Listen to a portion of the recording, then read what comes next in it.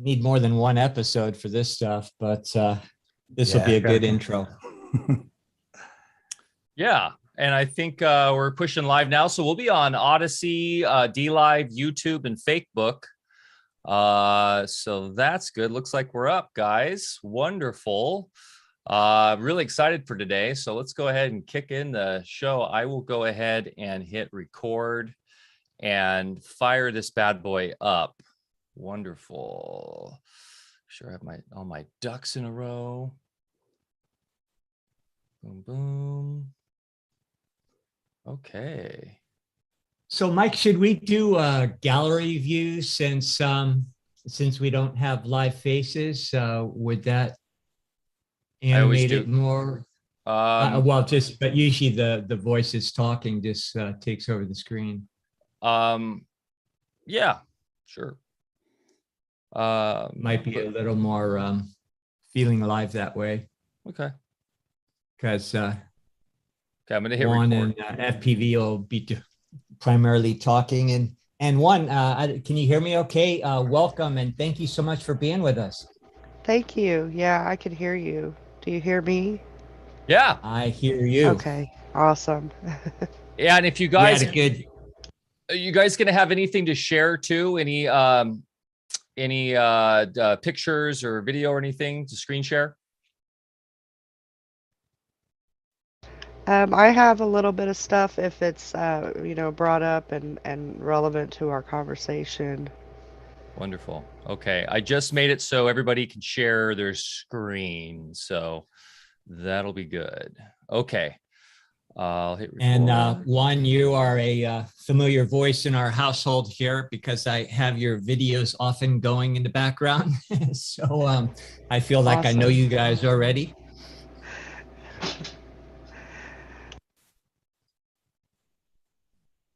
And boom, we're back for another episode of Alfacast. I'm Mike Winter, and I'm here as always with Dr. Barre Lando, coming to you live and direct from the beautiful state of Jefferson on the Smith River here.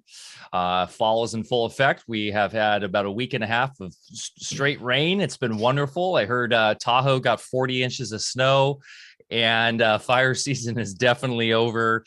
Thanks for all the Oregon gifting that's been done out there, you guys. I think we did a pretty good job of bringing in the rain, bringing in the moisture, bringing life back to beautiful state of California, Oregon, the whole West. So very exciting to see that and hear about that. And Mitch, the Oregon donor, has joined our Telegram, and he's been giving us updates on everything they've been doing. So that's a really exciting to see. And it's been lovely to be back into this lush environment here we love so much.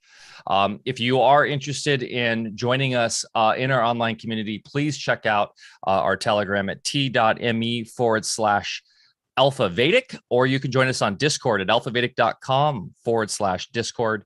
And want to just give a shout out to all of our GoFundMe folks who are helping us with our projects on the land. The first building is pretty much done, and we are moving on towards designing and putting up the second building, which will be a place where we can host workshops and classes and have you guys come visit us and work on something like an Orgonite project or whatever Bear's got whatever he's got planned for y'all. So Bear, really excited about the winter here and working on plans for that and moving into that in the spring. So you guys can find out more about that on our GoFundMe, which would be just alfavedic.com/fundraiser, I believe it is. Or if you just go to alfavedic.com, you can find links for that.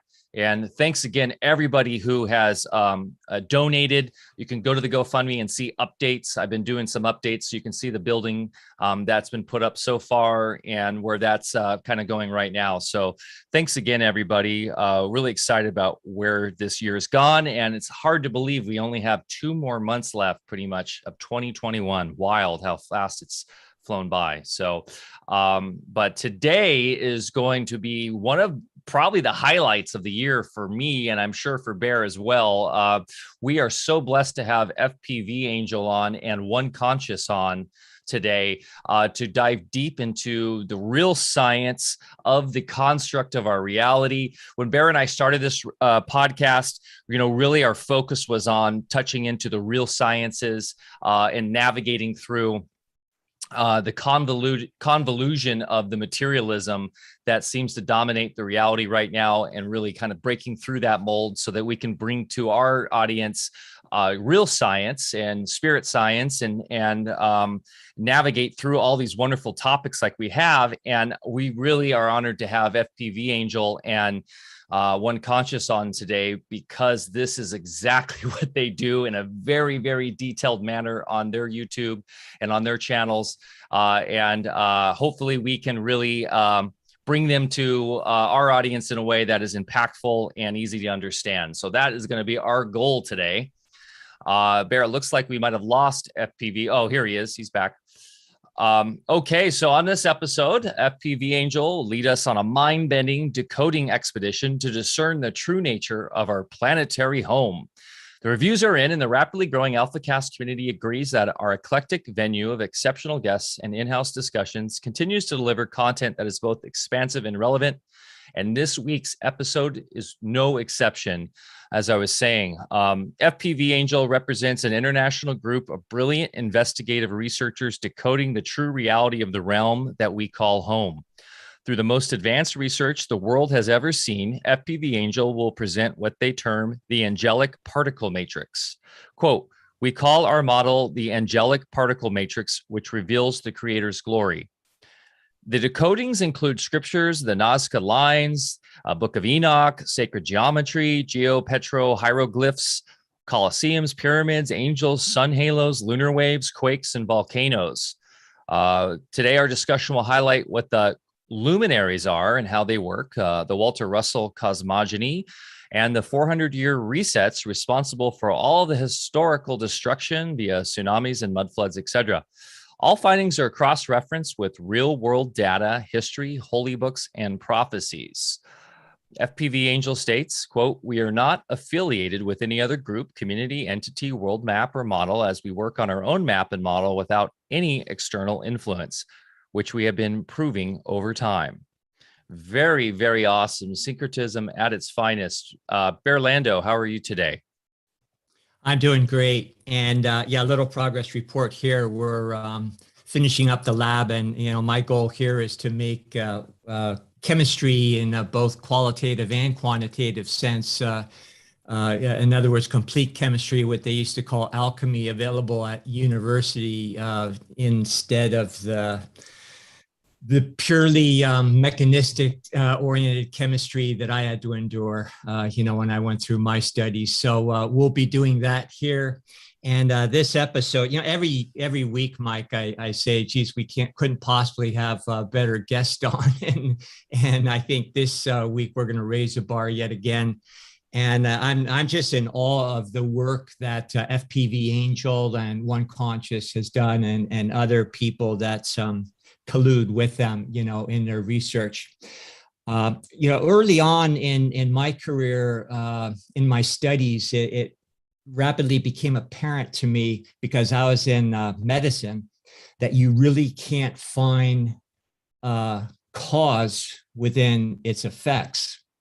And the proof of the pudding to me was when I deviated from emergency medicine, which was my first avenue in medicine.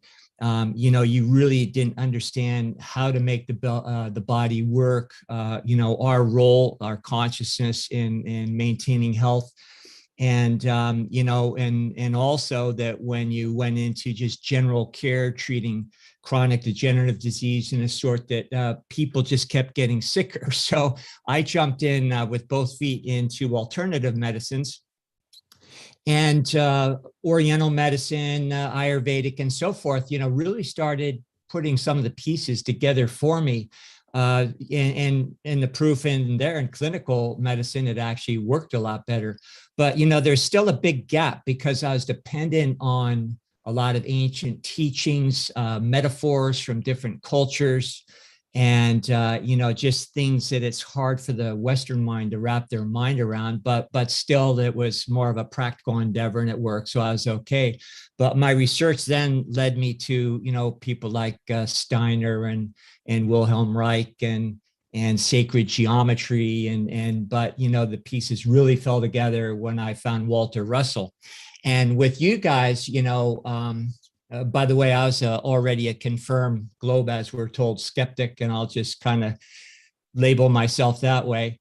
When I found you guys, what really piqued my interest was that you superimpose Walter Russell's work over your own model and your own map, I guess we could call it. We'll let you explain it more. So that was amazing to me. And then as I really got into your work more and understood how you were not just incorporating Walter Russell's work, but superimposing his schematics on your map. And I mean, absolutely mind-blowing. And it's still mind-blowing to this day. So thank you for being here, you guys. And, I always had quite a time in my career just trying to convince people that their biological realm was a little bit different than what they had been taught. And it was a hard sell. Now you guys are trying to teach the world the nature of our entire realm. So good luck with that one. And of course, every truth that we think of is actually an inversion and backwards. And as Walter Russell said, there's way more to unlearn, before you can possibly learn. So again, guys, welcome. And maybe a good place to start would be with your map, because your map would explain what you called the Angel Particle Matrix. We can get into that and how it jives with, one of the major controversies going on these days, which is what shape is our planet. I'm not so much concerned with that as how it works, because that's what gives us our solutions and tells us who we are within the matrix ourselves. So which either one of you would like to jump in and maybe give us an orientation as far as how you got started in this, how you created your map in the first place, and what the map is. And thank you again, both of you. Welcome, Bear. Hello, Bear, and hello, Mike. I'll say hello first while we're here. Hello, one. Big-a-boo. Right, if you want me to start, and we'll take into why we use the map we use, yeah? We'll go straight into it. You get straight to it, and right, let's screen share this. I didn't find the window it's given me. Right. Yeah, I got kicked before, so I think it lost a lot of my links, but start again with that. I'll try and it's when I share screen, see it takes me to can you see that there, yeah? Let me make sure you can share. You should be able to share. Yeah, I think I'm sharing, but I can't tell if you're seeing it. I'm not seeing it. Let's see. Ah, wait. Yeah, there it is. Right. You should see it now, yeah?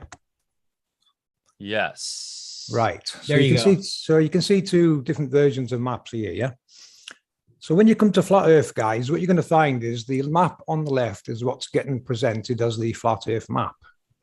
Now, myself and One Conscience independently debunked that map ourselves before we even met. And this is what you're looking at there on the left is just one way that this map doesn't work.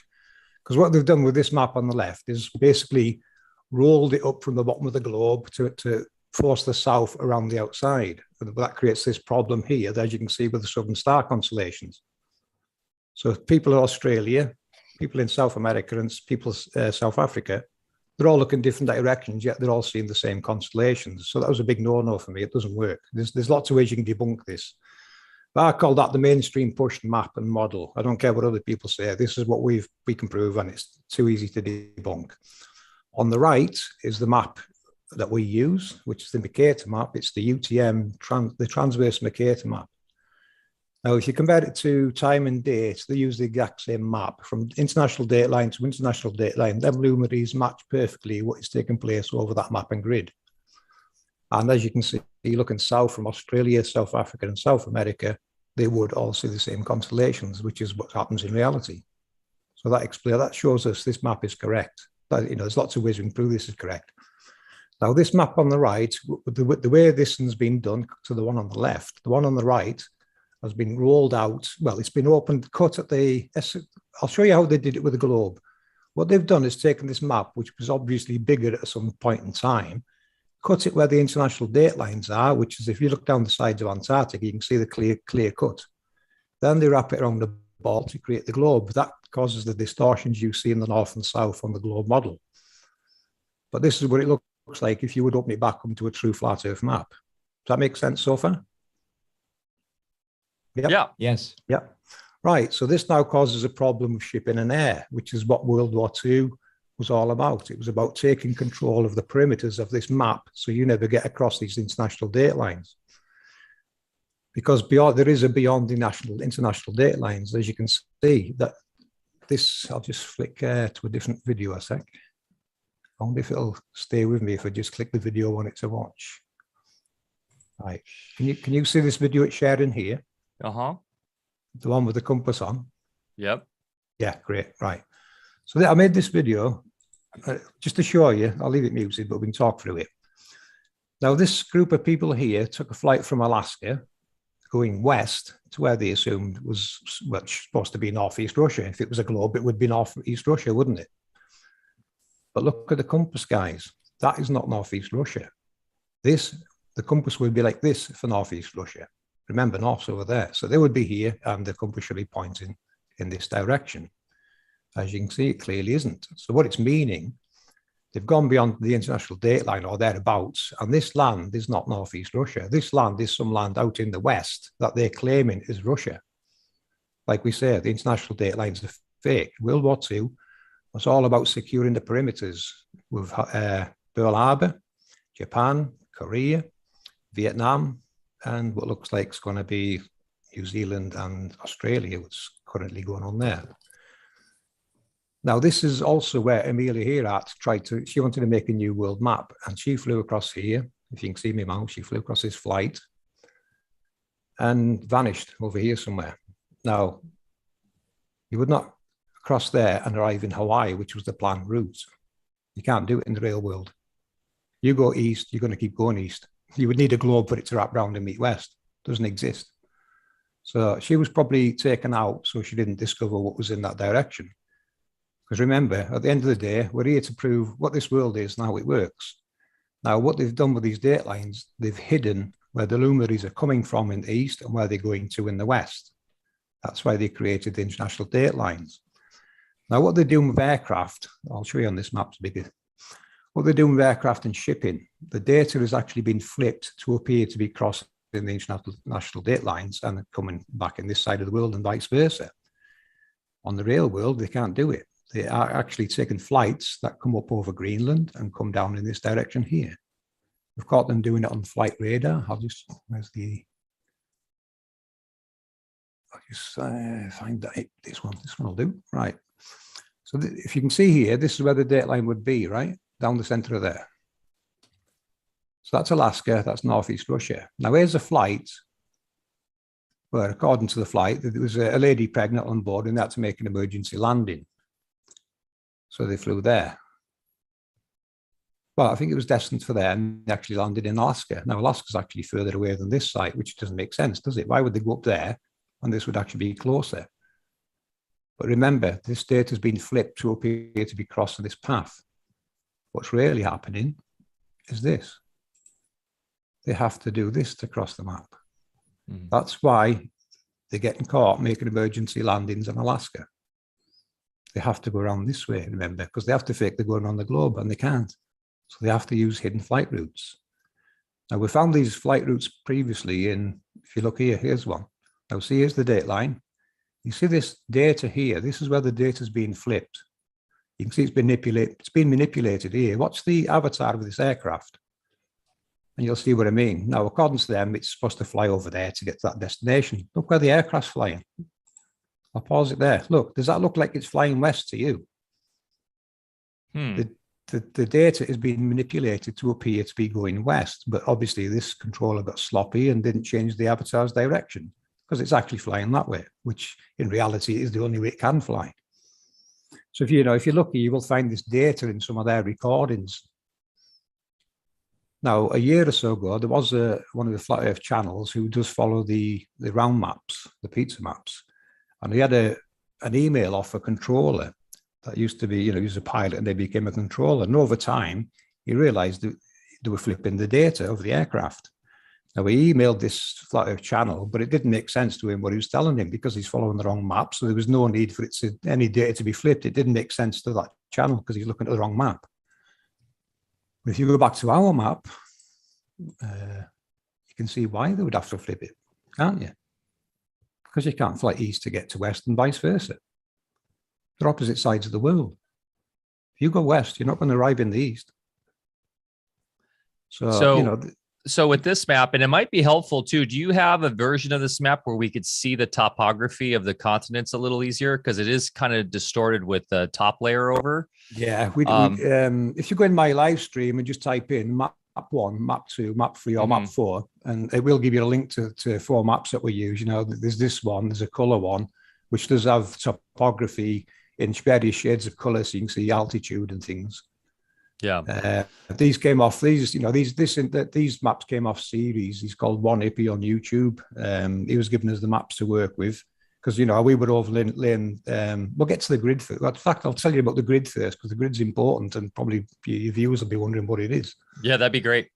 Yes. So we'll get into what this grid is and where it comes from. So anyway, FPV. Sorry to interrupt. Also, if you could explain a term you threw out, which is luminaries. At the beginning of your talk here. Yeah, sure. Luminaries. What we call luminaries. we should probably go into that a bit deeper later. Really, what are luminaries? Later. Okay. Sorry. Go ahead. Yeah. And come back to what you said at the start. Anyway, I forgot to mention this at the start when you were talking about where Walter Russell, these overlays.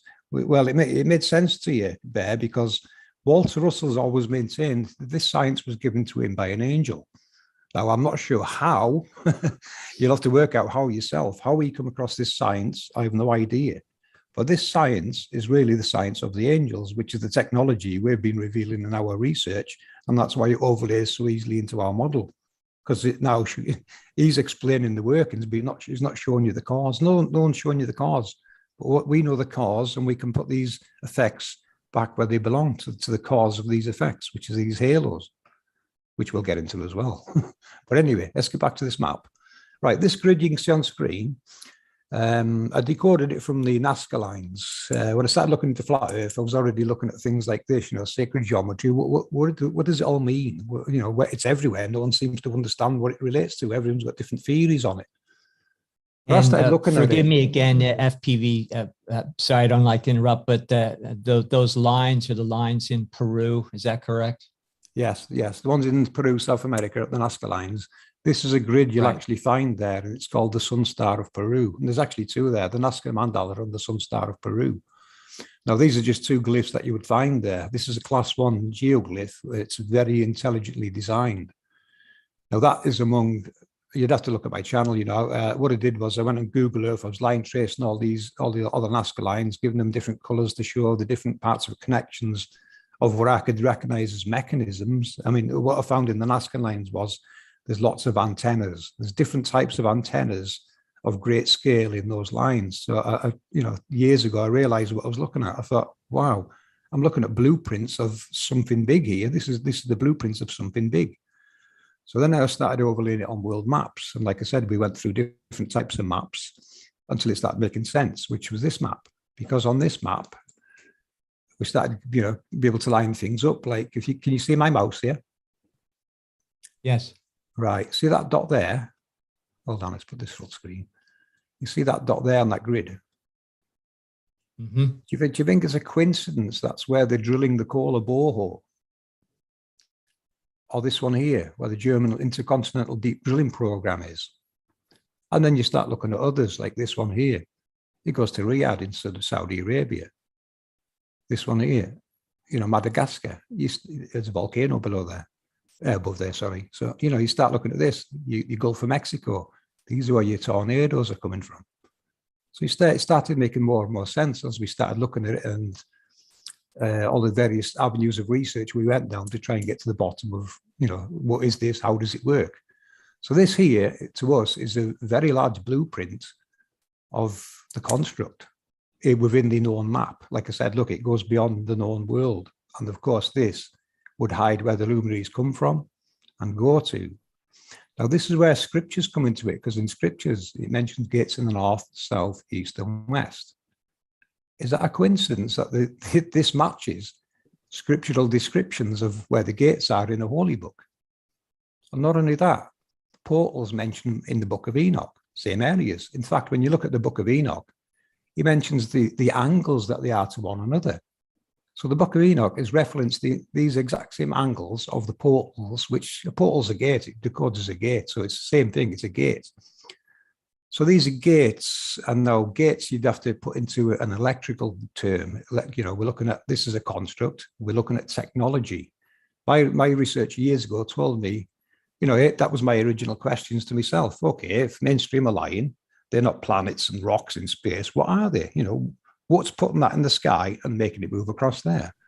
And that's where it starts getting very interesting, isn't it? Because that's when you start looking into scriptures. The further back they go, the more information you're able to retrieve, because in modern times, things have been tampered with to hide what this is and how it works.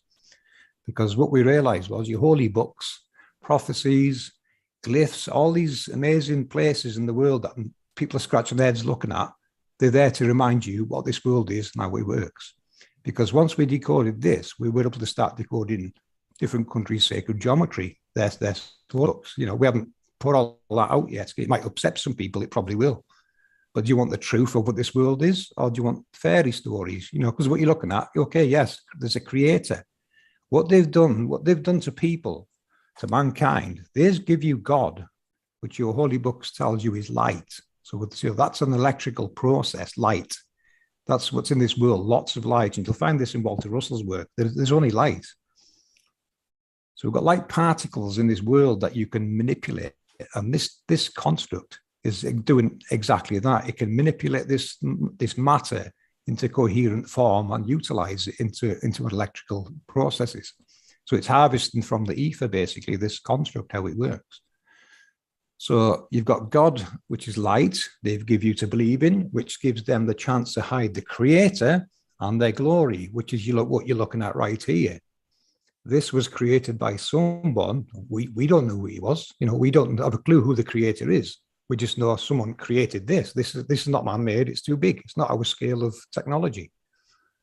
So we're looking at a very huge scale that someone's built this construct. We don't even know if it goes, you know, it might go beyond what we're seeing here. We have no idea what's beyond there.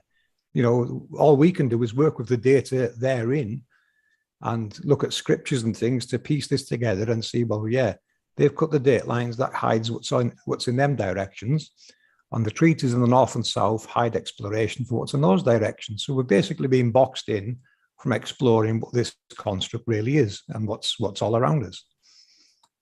In this one, in the pizza, what you call the pizza map, which is the traditional flat earth map, right, where you have a perimeter of Antarctica, where the compass is supposed to be pointing south, right, and the north's pointing towards the middle, where the North Pole would be in the middle of the map. With this map, where does Antarctica play again? Is it on the bottom there? This is the Antarctic coastline here. So you can see Antarctica alone is a huge scale of land. Yes, it is a huge, massive land, and the largest mountain in the world is not Everest either. It's actually, the data shows it's a mountain over here somewhere in this region.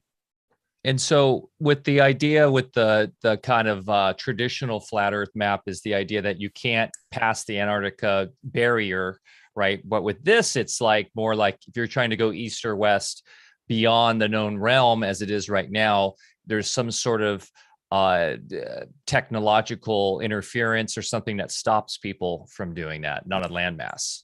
I would say not technological, I would say military presence around this region here would be needed, and around this region here would be needed.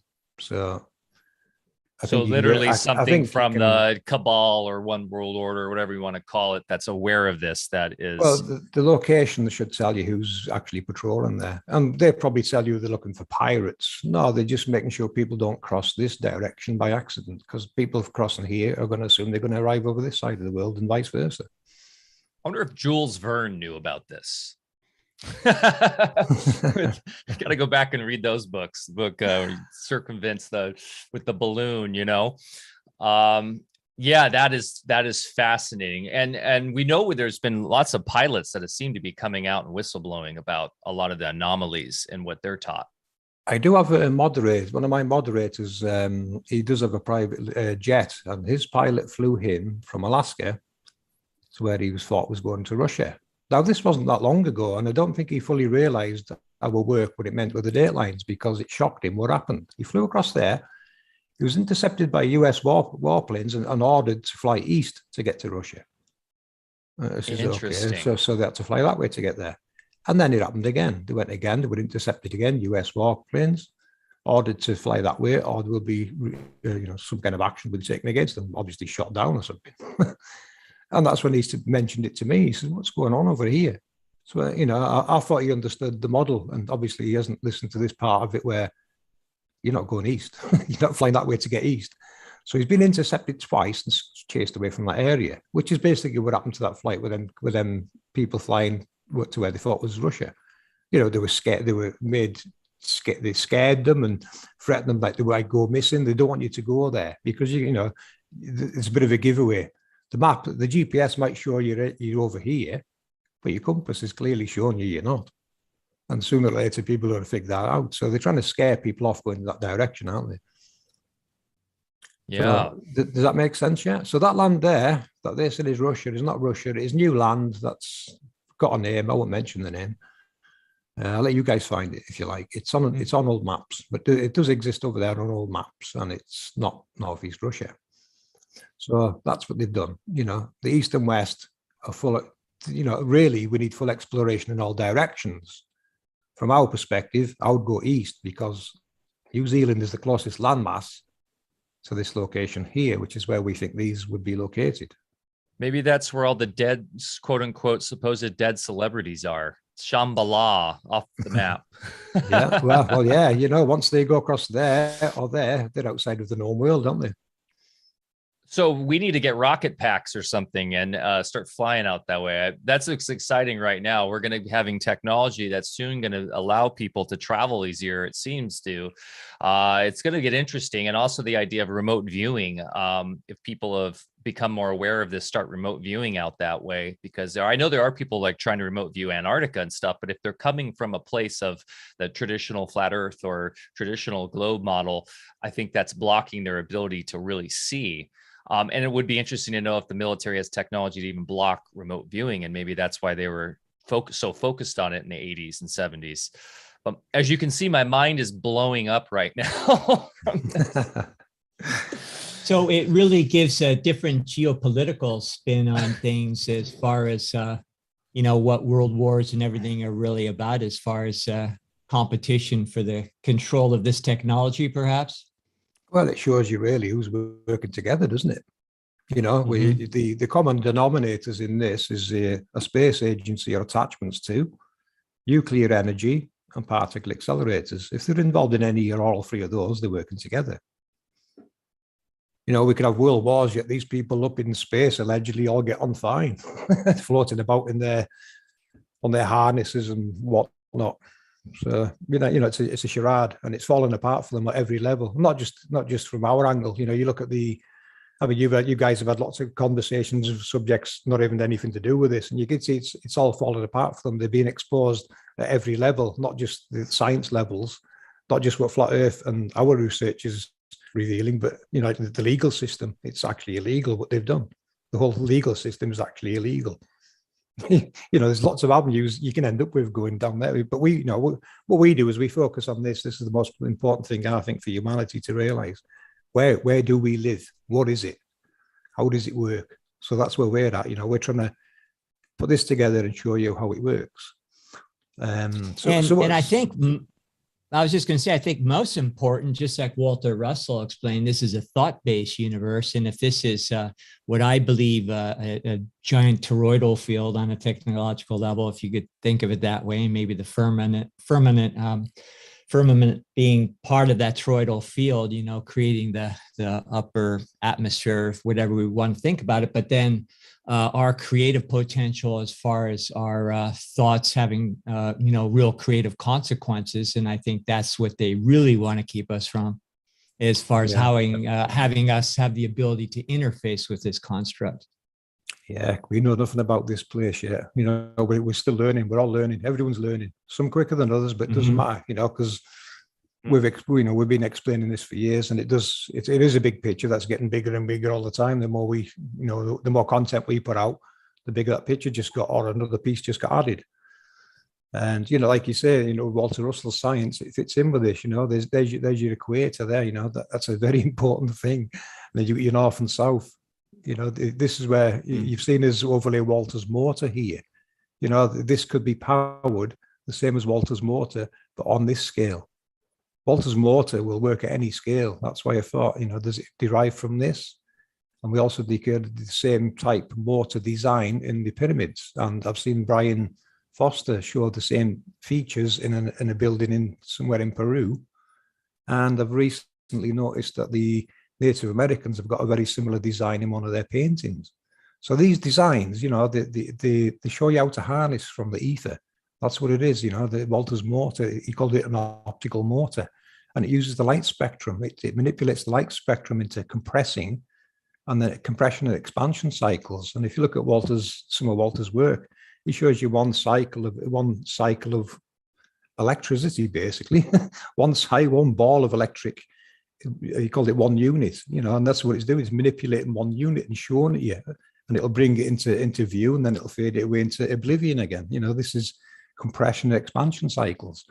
So that's how this is what we're piecing together, because that there would be the heart of the machine, and the heart there would be right at the center. This would be Mount Meru. What's phenomenal about your work is, you know, Walter really discussed in detail how things work in the natural order, but he really didn't get into the technology, which is what you guys are doing, which is, why I'm so enthralled with what you're doing. So forgive me again, you were on Mount Meru there. Yeah, that's it there. You know, all these causes, everyone talks about the causes, but they can never give you the effects. You know, even Walter didn't tell you the effects, but when you look at the science, it works perfect with these halos. So he's explaining the science of the angels. He really is. So, you know, that's why it works for us. I recognized it as soon as I looked at it, because Santos Panacci, I used to have little chats with him a few years ago, and he kept giving me tips to look at things. And when he mentioned Walter Russell, I thought, okay, well, let's see what Walter's about. And as soon as I looked at the images, I could decode them just by looking at them. I don't need to read I haven't actually read his books. I haven't read any of his books. I've got them. I've been buying them because once the grid goes off, I want something good to read. So I've got some of his books, but I haven't actually read them yet because I don't need to. I can explain what the image is telling you just by looking at it and where it fits into the angel technologies and how they function. Well, so explain the mountain. Explain the mountain again. I'm not totally familiar with that in the middle. I'm really curious about that. Right, Mount Meru, you'll find it in old mandalas and things, like a center of the world on the mandala. And this would be Mount Meru, which also translates as Atlantis. You know, that's probably what you got the Atlantic Ocean name. This is Atlantis. It would be there. And the closest landmass we can find to there is Ascension Islands. And so that's aptly named as well, isn't it? So, yeah, you know, that would be the direct center of this grid. People think it's UK, you know, the GMT. It's not. It's actually there. And I've seen some US military information that places it roughly the same place as well. They're saying it's here. They're not saying it's over there. It's over here. So, you know, that helps us line things up more. The more data we can find and fit into this, the more accurate we can get it aligned. And, you know, we think it's around 96% accurate, this grid on a world scale now for where it needs to be. And if you look carefully at this grid, what it's showing you in 3D is a 6-tier pyramid. If you look at this in 3D, I've made a video panning around it in 3D, and there's a 6-tier pyramid kind of stands out as it's revolving, and this is the flat top of it here.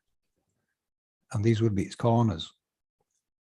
So what it's suggesting is that there's a 6-tier pyramid of this scale below our known world, with the underworld, which mentions in every culture's got an underworld mentioned, and all these creatures, beings, which to us translates as technologies and processes, is taking place right below our feet. So the whole underworld, the 144,000, as some holy book would word it, would be 144,000 technologies placed below this grid. And they play a part in wave guides, as in guiding luminaries across. The world chakras, we've done a decode on those in our last video, the world chakras. We'll do a regular one on each chakra now. But I decoded the Milky Way is actually a sine wave in 3D, and it's generating alternating current. So the Milky Way is churning our ether up and generating alternating current between day and night. And there's a definite switcher detected at night when it changes from day to night. And it could be detected on solar panels. It starts to reverse the flow of current in the opposite direction. It basically flips the polarities on the panel. And it starts to reverse the process. This is detectable at night. Now, a lot of people think that's a leak. It's not a leak. It's detectable. It is part of this, part of how this works. It's a definite switch of polarities at day and night. Does that make sense? How does that relate to, and this might be a good segue into the more cosmology of this map of the kind of getting out and up into the sky and out towards the solar, whatever we call that above with the planetary luminary bodies and the stars. But how does that relate night with the moon and then day with the sun? How does that relate in your science here? Right, the waveforms, the sun always rises at the same point in this waveform, so it's always rising at the same place. And you place it in the Milky Way, it's always in the same location. When you look at it in a CGI program, it comes at you at the same location all the time in the Milky Way. So to me, that would be the one that's driving the sun's image across. So because what you're looking at here, when I got a black box engineer called Jimbo to look at the design, when I showed him what the sun was doing, because what we can see is what it's doing is it's pushing it across. It gets shut down and it gets returned back east, and then it starts again. And the return east, it's got a sine wave pattern going back east. So it's basically following these waveforms going back east. Now that light to us is the light they're calling the ISS. And there's not just one light that returns east, there's many. So anything crossing west, especially wandering stars, or the planets, this at some point have to get shut down, returned east, and then start again. Does that make sense so far? Now, yeah, now when trippy stuff, but yeah. Yeah, you've got to think of it as a technology. This is technology sending that image across the sky. That sun, our sun is being projected east to west. It does have a physical presence, but it's in what you would call the spirit world. It's the electrical part of electromagnetism that we're seeing. We're seeing a part of a bigger process. I'll show you the bigger process. This, you see that? Yeah. Right, this is a 3D model I made from the sun halo that people's been sending us from various parts of the world when it reveals itself. And this is the model we created, and this is what it's showing you. Now, as you can see, our sun is just attached to something else. It's this something else that is doing the projecting. So what you're looking at is the actual technology that is projecting the sun's image. This is what's putting that sun's image across the sky, or taking it across the sky. Now, when I compared that kind of technology to what man is calling a particle accelerator, it's a perfect match. So what our research has revealed is what man's calling a particle accelerator is actually a technology that was already here. It is responsible for this and most of nature's processes. And they've hidden it, stolen it, and renamed it as a particle accelerator. That's where the scarab beetle comes in. The scarab beetle represents this process. Now, where was I going with that? Oh, I shouldn't have stopped then, should I? But yeah, this is the model we made, and this is what we're seeing in the sky. So it's showing me we're seeing part of a technological process in the sky, and that's why they chemtrail it. But they're trying to hide it. They follow the sun across the map, spraying everywhere, trying to stop you seeing that halo. Because that's when the questions are going to start coming. at present time, these halos are becoming more apparent in the sky. At least they seem that way to me. Is there a reason why that's happening right now? Yeah, we recorded that reason as well. When we done our End Times Revelations and Prophecy series videos, we realized they were seen, you know, they've been seen throughout history. They appear before what they would call the End Times, what we call Revelations. You know, when you look at Revelations is just simply telling you the construct will reveal itself in the end times. And this is exactly what you're starting to see. And these people are trying to hide it so you can't see it. Because then the questions come, well, what is it? What's that on it? What is our sun part of? That's not obviously millions of miles away. That's got to be local and close. Where's it coming from? You know, so you've got these questions going to start arising. And not only that, you know, you look at this video here. This is another video by a guy called Lemko. This is in Newcastle, England. And he come out of his home, here's one here. Now, this is a stationary one. This isn't the sun's halo. This is a separate one. Because you'll see him look at the sun and say, wait a minute, this is not part of the sun's halo. What's this? So these exist everywhere above us as well. And they are what are responsible for what people are calling the lunar wave. So they're always there. We just don't see them. But because the construct is now going into different changes for this reset that it's going to do, there's a 400-year reset. It does. Things start becoming more noticeable in the sky, such as this. So you're going to see more and more of things they don't want you to see. In your research with the construct, does human consciousness have an effect on it? Or are we powerless? Oh, good question. That's something I can't answer. I mean, I can see, and I'm going to put, there is something I'm putting into our next video about this. I can see we are in sync with it. We are connected to it. But, you know, what level of connection, I have no idea. You know, what can we do anything with it? Are we supposed to be getting programmed by it? Is it supposed to give us information? Can we tap into it? I have no idea.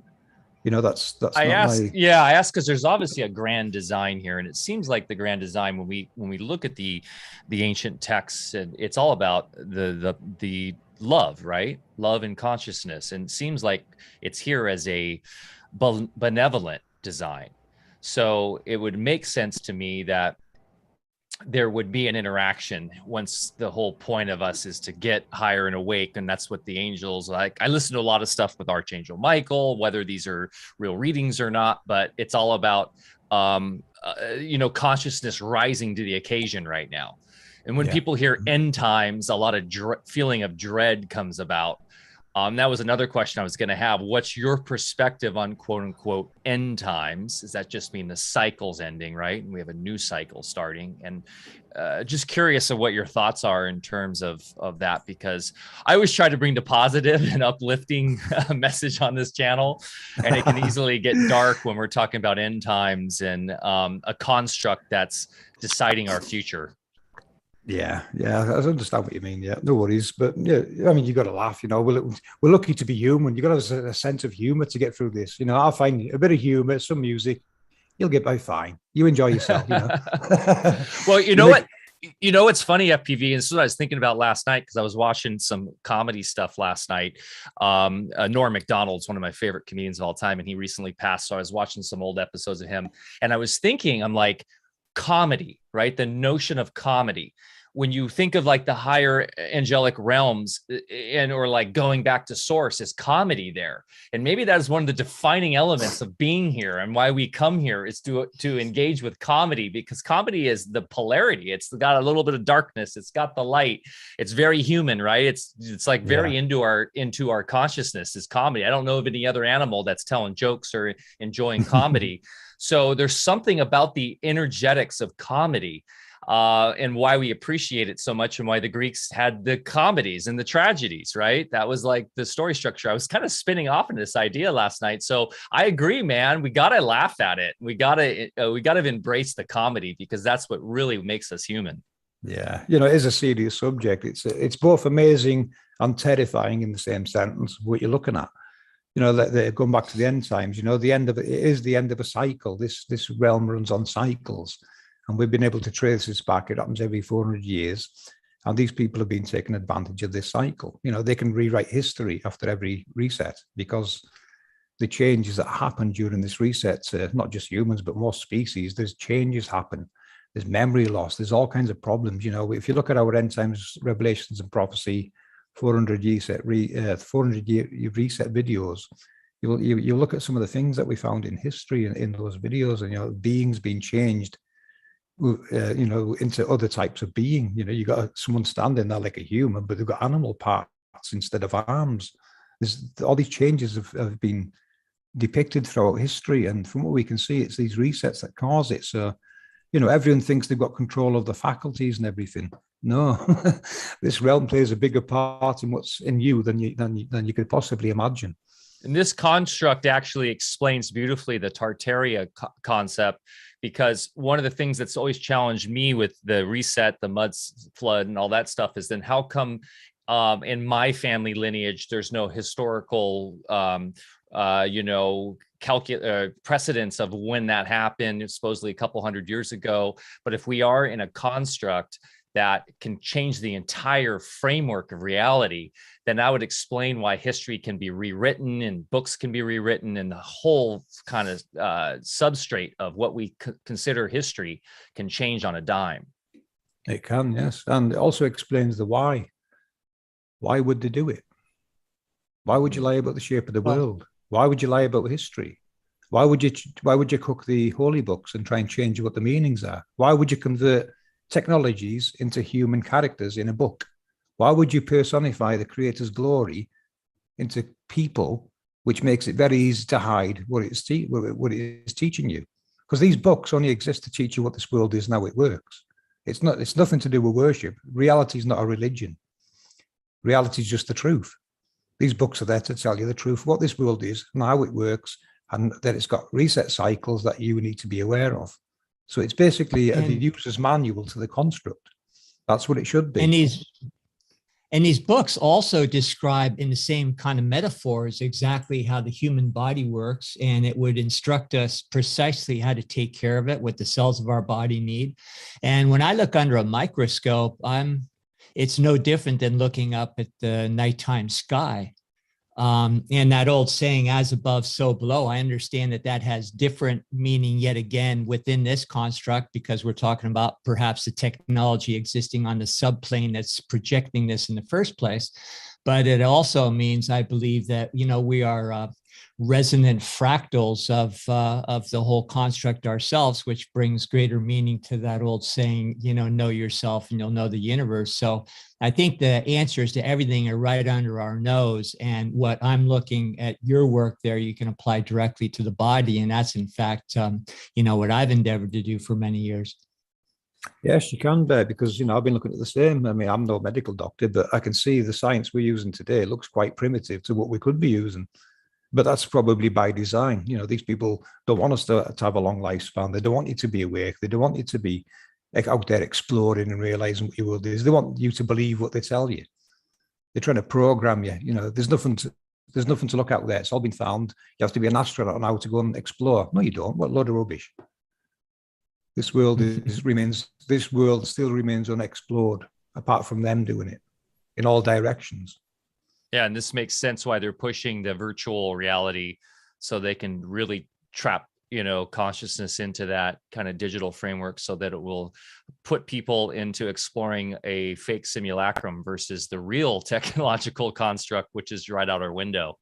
Yeah, they'll give you anything but the truth, won't they? They'll even give you pieces of the truth, but they'll twist it somewhere. But yeah, we could be, you know what we know now, the human race could be so far better advanced and healthier than what we are today. But this is by design, by the people that's hiding what this is. And it's about controlling the next 400-year cycle. If they can kill off a lot of people and have the survivors have amnesia. Yep, which is according to the dementia figures, which I think it's around 65% of the world's population will have dementia by 2050. That's the 65% that's left, mind. Yeah. It doesn't look good at the moment, does it? Well, the beautiful thing is we've got folks like you spreading the truth and getting this out there. And technology, while it can be daunting, is also letting us connect right now. And the internet's done some amazing things to allow it's the polarity, right? You've got one side that's daunting and scary, and the other side which is freeing and amazing. So that's why I work in decentralization, because I think that's extremely important moving forward, that we can access this technology without the controllers pulling the puppet strings. And maybe that's where we're moving to with this reset. And that's why they have the resets, because there's a calcification of control by the dark forces, and then the system resets every 400 years to kind of give consciousness a chance again. Yeah. You know, to me, it could actually be part of the design to stop humans taking over it and doing what's taking place today, stealing it, hiding it, stealing it, reverse engineer it in line where you live, which is what we can see is taking place. Did you want to touch in on the angel versus angle thing? Because I know Barre has mentioned that in the past on our show. And Barre, do you think that's an important topic to kind of overlay? Because I think obviously that's a huge part of what you guys are all about. I think it might be interesting for our audience to understand that. Barre, you're muted. Yeah, I think that's an extremely important topic, because, of course, those angles create the resonance, you know, and the necessary geometry in order to play. You know, for instance, in the human body, we have certain inorganic elements that play on the organic elements in the ethers, or whatever you want to call it, and because of the resonant geometry, it precipitates form and gives form all of its necessary characteristics. So yeah, I'd like to hear more about what that would mean possibly when we blow it up on the grand scale with the Angel Particle Matrix. Sorry, Barre, what was the question again? Probably more of a statement than a question, right? So, okay, so let's talk about the angulations. And I believe the Vatican at one time changed the word angle to angels to kind of obfuscate the real geometry and science involved. So can you maybe speak on, you know, just as far as what we think of as constellations in the sky and their effect on us and within this whole construct? Yeah, sure. Right. Going back to the angels, though, you know, I don't know if you've looked at our Operation Rainbow Warrior video, where we've now got people helping us to, you know, locate where the rainbows are, put them on, so we can put them on the map and make a database and show you where all these angels are. Because what you're going to find is, you know, they're usually on top of it, well, below sacred sites, you know, like castles or forts or Celtic forts, statues, obelisks. You know, you're going to find them under these locations, but they've been marking town hall centers, places like that. You know, this technology is everywhere below us. We know that because every rainbow is one of their signatures, and that's where people can help us. They can look at Operation Rainbow Warrior, follow the instructions I've put in the pinned comment, and start researching their local angels and looking at exactly how the world works around them. Now, we're in the best season at the moment here. We're getting a lot of rain, which does help for rainbow hunting, doesn't it? So, you know, I've spotted 5 different ones myself, quite close by. That's just looking out the windows here. So, you know, I know they're there. I've time-lapsed them. They're just revolving in the same place over and over. Now, that's where saints come in. To it, you know, they've called these churches Saint George or Saint Peter. What it's really telling you is the halo below is that's what they've named it. You know, so there's a halo above, remember, and one below. The one below projects one into the sky, like we showed you before. So there's one below, which is the physical one, then there's the electromagnetic projection above it, which is what you've seen in that video clip before. Now, every one of these has got one above them when they're running, because these are running on cycles. You know, the time cycles when they switch on and off. You know, daylight, the world starts coming to life, and all these start switching on and shepherding the luminaries across. Basically, you know, if it's the sun going across, you'll have activations on the map going off. Which I'll let one conscience go into those, because that's more one's department than mine. So it's a good chance for you to introduce one's work into this. But that's what's taking place. You know, the luminaries are being escorted across, and we'll let one conscience come in and go into that if you like. Wonderful. We'd love to hear from one. What was the question? I was talking to chat. Sorry. I was just mentioning about the luminaries, how they kind of shepherded across, and how rainbows yeah. are involved in the shepherding roles taking them across, and what the problems they cause below ground, which is much more of your department, quakes. Yeah. So, I'll hand it over to you. All yours. okay. So, what we noticed is we watched the luminaries a lot, and I started out with Earth energy. So we put the Earth energy into these luminaries moving across, and we proved it one day because for a couple weeks straight, I watched quakes every day, every day. And I mean, I did it longer than that, but every day I really paid attention to these earthquakes. And what we noticed is the quakes would hit in the exact same spot every day, right at the same time. And then what it was doing was precedenting the sun entering into that area. And as the sun would leave that area, it was it would quake again. It was you could tell that it was following the sun's movement. So that's when we started connecting that this earth energy is happening because of what's happening below. So these physical models are taking this energy and flowing it through this grid. We're seeing it above with the electromagnetics, and the earth is shaking. It's trembling because of what's happening. All this energy moving across. So, that goes into earthquakes, that these things are very predictable. They happen over and over in the same spots. There is a gentleman that I learned from, but I think I've probably surpassed him in some ways, where he predicts them. So they're predictable, but does science tell us that? No, they don't. Why? Because they want to put us in harm's way. That could take us back to the end times or whatever. They purposely have placed us in harm's way, because if there's cycles, they don't want us to survive. When these resets happen, they will be safe and they will come back out and they'll land grab everything again, just like they have all the time. If you look back in history, the elite always take the land. They know exactly where to go to get it, and they will destroy people and little villages to get it, which is our wars, which we're still doing today. So, but yeah, that's, and as for volcanoes, we've realized that those are the big compression spots. They are like a waste system. So if you look at a particle accelerator, which is what the angels are, then there's a waste cycle also. So these volcanoes are pushing out all of these melted, heated elements from the earth while these processes are running.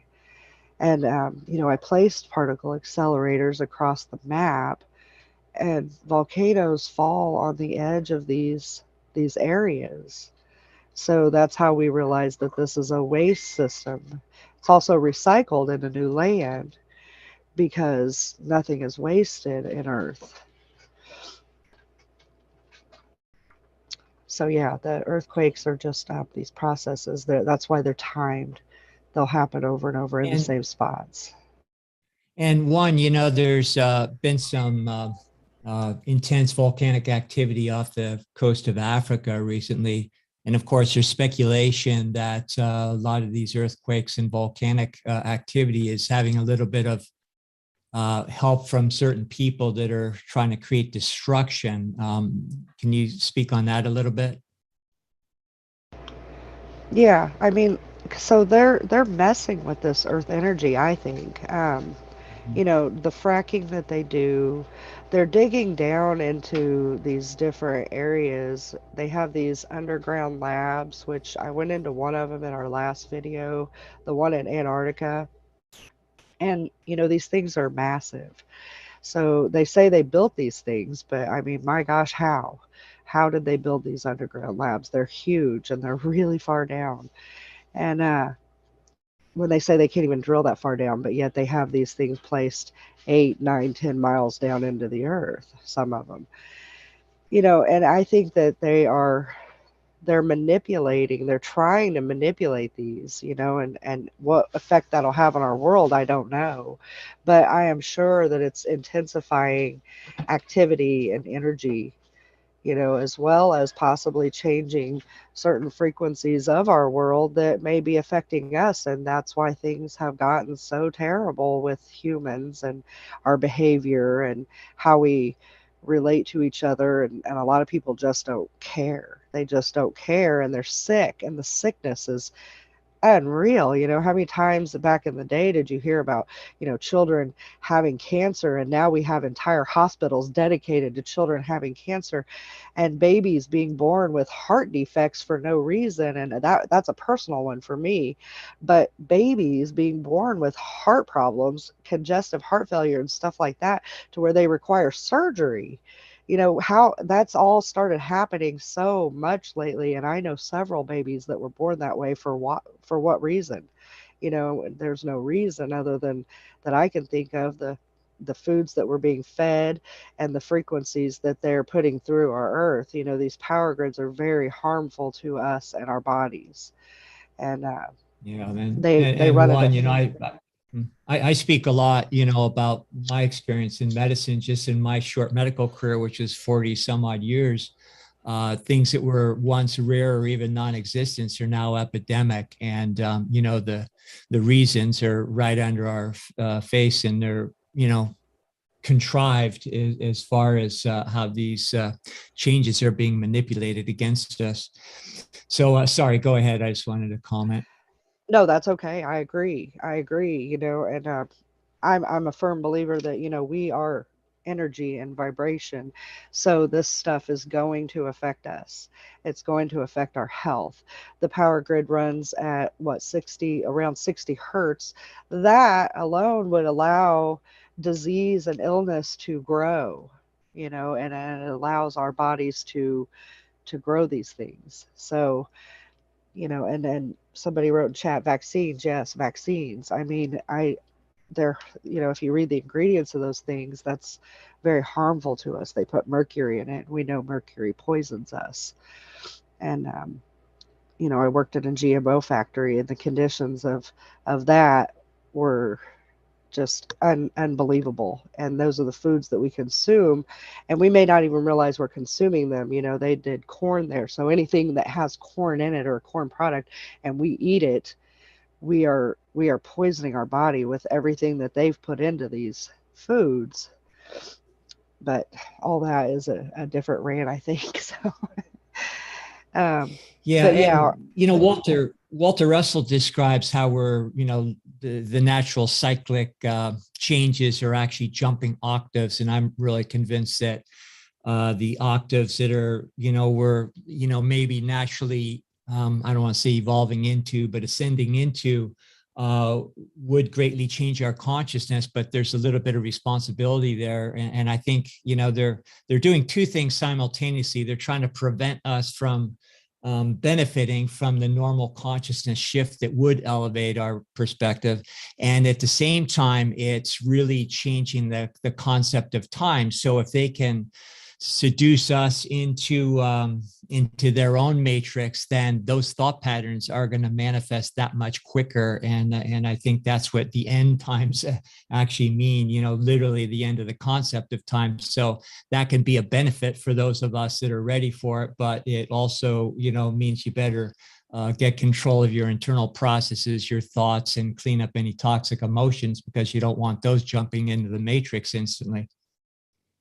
Absolutely. The things that are in our body right now, and if these frequencies change, even on a natural cycle, even not having anything to do with man-made cycles, or them tampering with it, then we don't know how our bodies are going to be affected by the things that we have put into our bodies when these frequencies change naturally. And we can see things speeding up.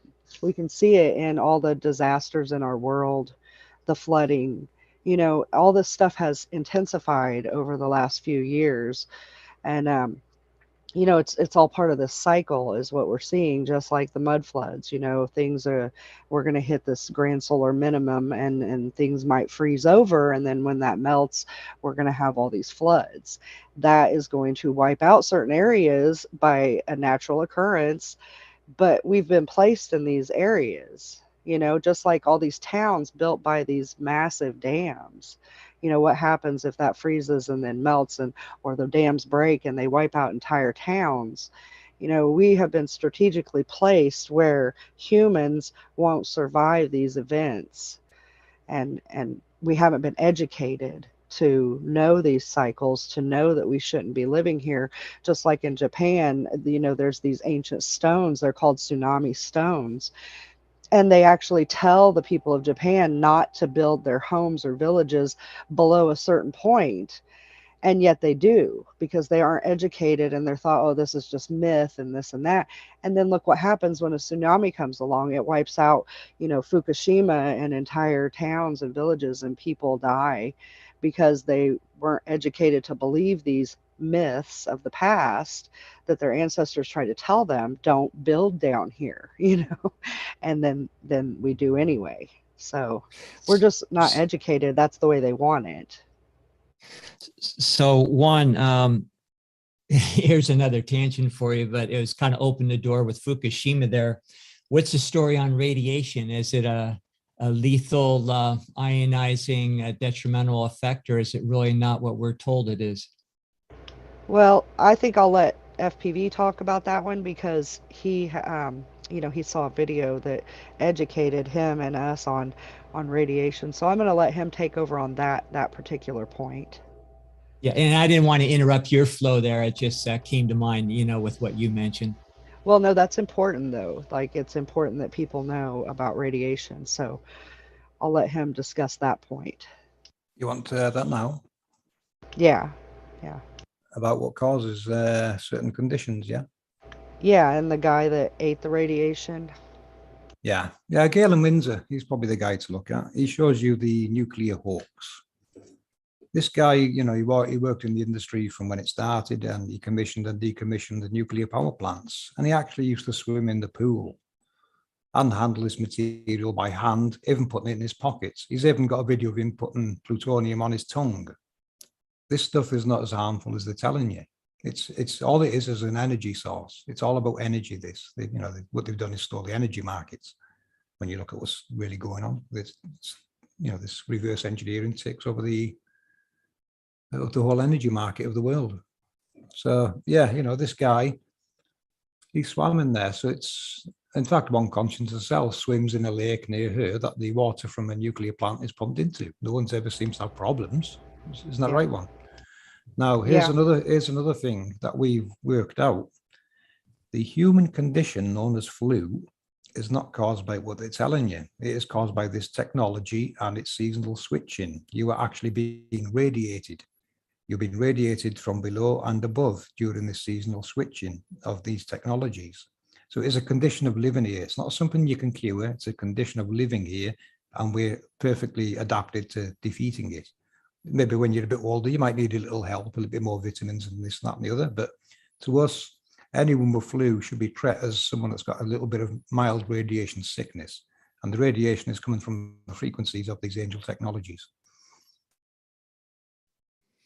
And defaulting to Russell again, he would explain radiation as a pressure differentials, and that the high pressure, fields of so-called radioactive elements would then have a tendency to unravel elements that are of a lower pressure, and then that could possibly explain, potential dangers in maybe mining radiation and bringing up too much of it, in any one location or anything. So maybe it's a good idea within the technological construct, but not a good idea with what we're doing. Or is that just all farce that they're doing that in the first place?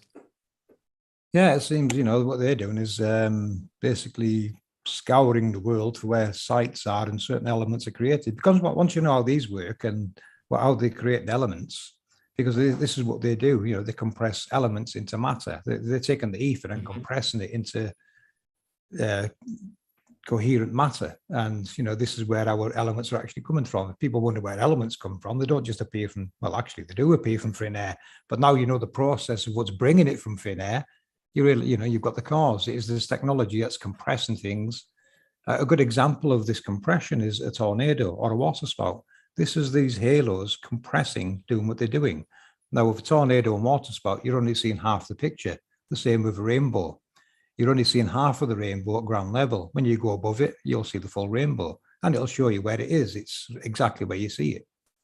So, you know, we can pinpoint where these are, and I've done an animation where you see the rainbow going around the halo, because that's basically what's taking place. Every rainbow is a halo below.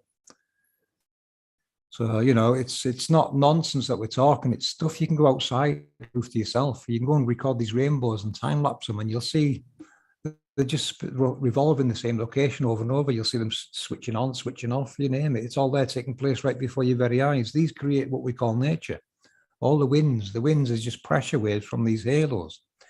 Spiraling pressure waves of electromagnetism is what wind really is. It's coming from these halos. And when you look in the sky, you'll see different layers of clouds going different directions. This is caused by halos at different layers in the sky, showing you where their spiraling pressure waves are. If you just watch the clouds, you'll see the spirals emanating out from them.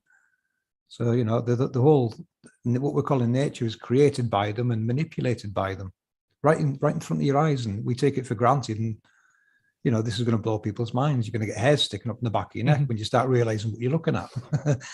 You know, what we're saying isn't bullshit. You can go out there and start looking at this yourself and observe it yourself and prove it to yourself. And same with these holy sites, these like churches and cathedrals, they're all location markers for parts of this technology exist.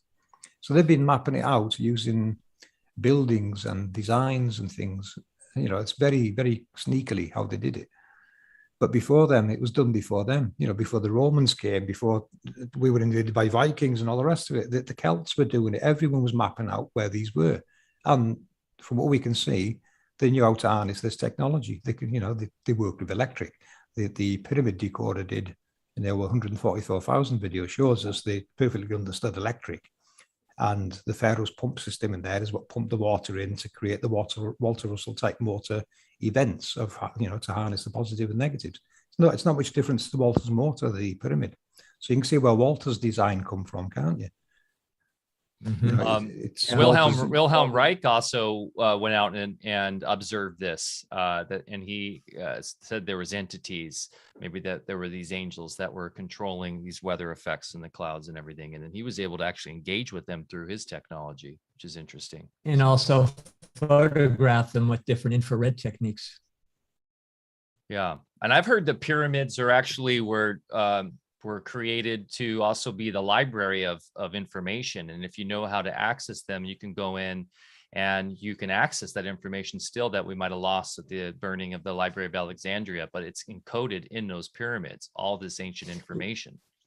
Yeah, well, you know, Mike, in the field of biogeometry, it's a wealth of that kind of information as far as what those glyphs and how they are technologies themselves. And we actually measure those, use them, you know, as far as to harness different geometries and waveforms from them and actually manipulate them to our benefit. So there are some pretty advanced technologies coming to the planet now that some of us are using.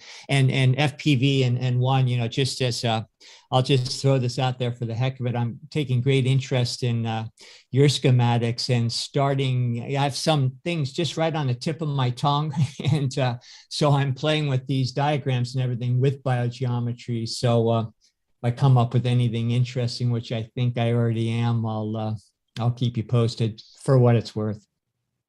Oh yeah, let us know. Yeah, we do like to look into everything. You know, we're not experts in any field, but we're jack of all trades in many. We do look at many fields, scratch the surface here and there, and you know, you'll either find the truth there or you won't. The amount of rabbit holes we've opened is unbelievable. But we try and focus on the important ones. Like now we can pinpoint rainbows down to being locations where these technologies are. Like there's a perfect example there on your screen, that spiral. You know, what's creating that spiral, guys? That spiral is one of the oldest glyphs you'll ever find. As far back as we can go, we find spirals, and that tells me that culture knew what this technology is and how it works, because that spiral belongs to these halos. That's where it comes from. And that's the golden ratio right there, which is the underlying precept of much of the sacred geometry and the classicism and everything that comes out of the ancients. It's all the geometry of the construct, I guess you could say. Yeah, it is. Sacred geometry, we can decode it. It's quite easy to decode once you know what you're looking at. We're going to do lots of examples of that in the next videos. We're decoding different sites and showing you what it actually relates to. Now we can decode many sites. We can, we'll actually do it live with you one day if you want. We'll do a live decode and let people show people how we do it. I can insert this team anywhere, in history, in science, in any platform. They'll come out with the goods. They'll find, there's bullshit in there. They'll find it and they'll come out and tell you the real story. That's how good this team is at doing what we do. That would be wonderful. I don't even know how to put this into a question, but, in the periodic table of elements, at least Walter's spiral version of it, he explains how everything is constantly in transition as things change octaves, and, one element will literally transit into a different element on the periodic table. So since I've seen that superimposed on some of your diagrams, again, I can't put this into a coherent question, but is there anything you can speak on as far as what's going on there? Yeah, and how that relates probably to the larger construct? I'm actually working on some for that now with the next video where we're going to the elements and, the spiral. But, I'll tell you, it's a little sneak preview. Well, not a preview because I haven't got it on this computer. It's the one at home. But yeah, so I'm showing that. I'm going to be showing that. And, each spiral is a different octave. So you're going up in the octaves of that spiral gets narrower and narrower, making its cone. So every process of that spiral has got either side of it, say, it's creating elements, or it's interacting with elements in the atmosphere and producing various new elements. This is basically how Walter's depicting how it works. And when you look at, the halo, what it's doing the same thing. It's creating elements as it's spiraling. So it's going, positives, negatives, all the compression going on, all these different things are being compressed, and that's where your different types of elements are being, created. You've got the soft compression at the start of it, or zero compression, say. So you go into gases and things, and then it starts compressing things more and more until it gets to a fusion point, which is obviously it's taking place below us. Everything we see, we're only seeing half the picture on the surface because the rest of it's going below ground, like your tornado and your water spout. It's going to the physical one below. So yeah. That's there is creating different types of elements in the atmosphere. That process alone. So this is taking place all over the world. So this is what's creating our atmosphere, our gaseous layers. All these kind of things are created by this technology. It makes a lot of sense, and that's why we can have transmutation of elements, and that's why what the alchemists knew back in the day. As Walter Russell says, all motion is curved, right? All motion is curvature, which is in a spiral, and that explains like Victor Schauberger and what he was able to see with water, and what we talked about last week with our water guest. And I know some people in the comments there, one person said that, because we were talking about H2O, well, there is no such thing as the molecule of hydrogen, the molecule of oxygen. And there's some truth to that, right? That we're talking about the elements in a way that is much more fractal and wave than what modern science wants us to think in terms of particles. And so it's really important for us to wrap our minds around that, because that empowers us to know that we can transmute reality through our consciousness, because as Barre mentioned, Walter Russell talks about this being a mind construct in the end. So that's why I always come back to our influence of our consciousness on this construct itself, and playing with that more and more through meditation, breath work, all these wonderful things we talk about in the show. I think it's fun, and we should be engaging with that and get off our phones and Netflix and doing more of that, because that's where the real work needs to be happening right now. Yeah, there's a whole new world out that window, and people don't see it yet. But hopefully, with our research and guys like you sharing our research and expanding people's minds, they're going to see it and realize exactly where they live and how it works. That's what this is why we're showing you how it works. One's got a screen on. an image on screen here she wants to speak about, so I'll keep quiet a minute. Yeah, go ahead. Oh, no, I was just showing the chat because they were talking about ley lines, that these are the ley lines of the Earth.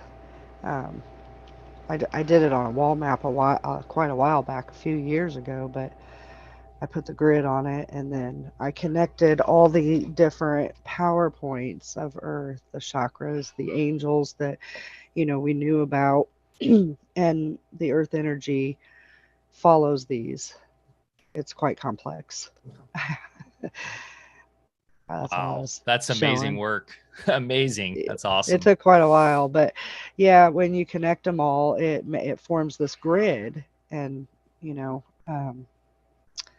different things will follow different paths. Like the earthquakes are on there, and I put power stations and weather modification stations and the angels and volcanoes, and I think I put some crystal caves, and all that stuff is important as far as the flow goes.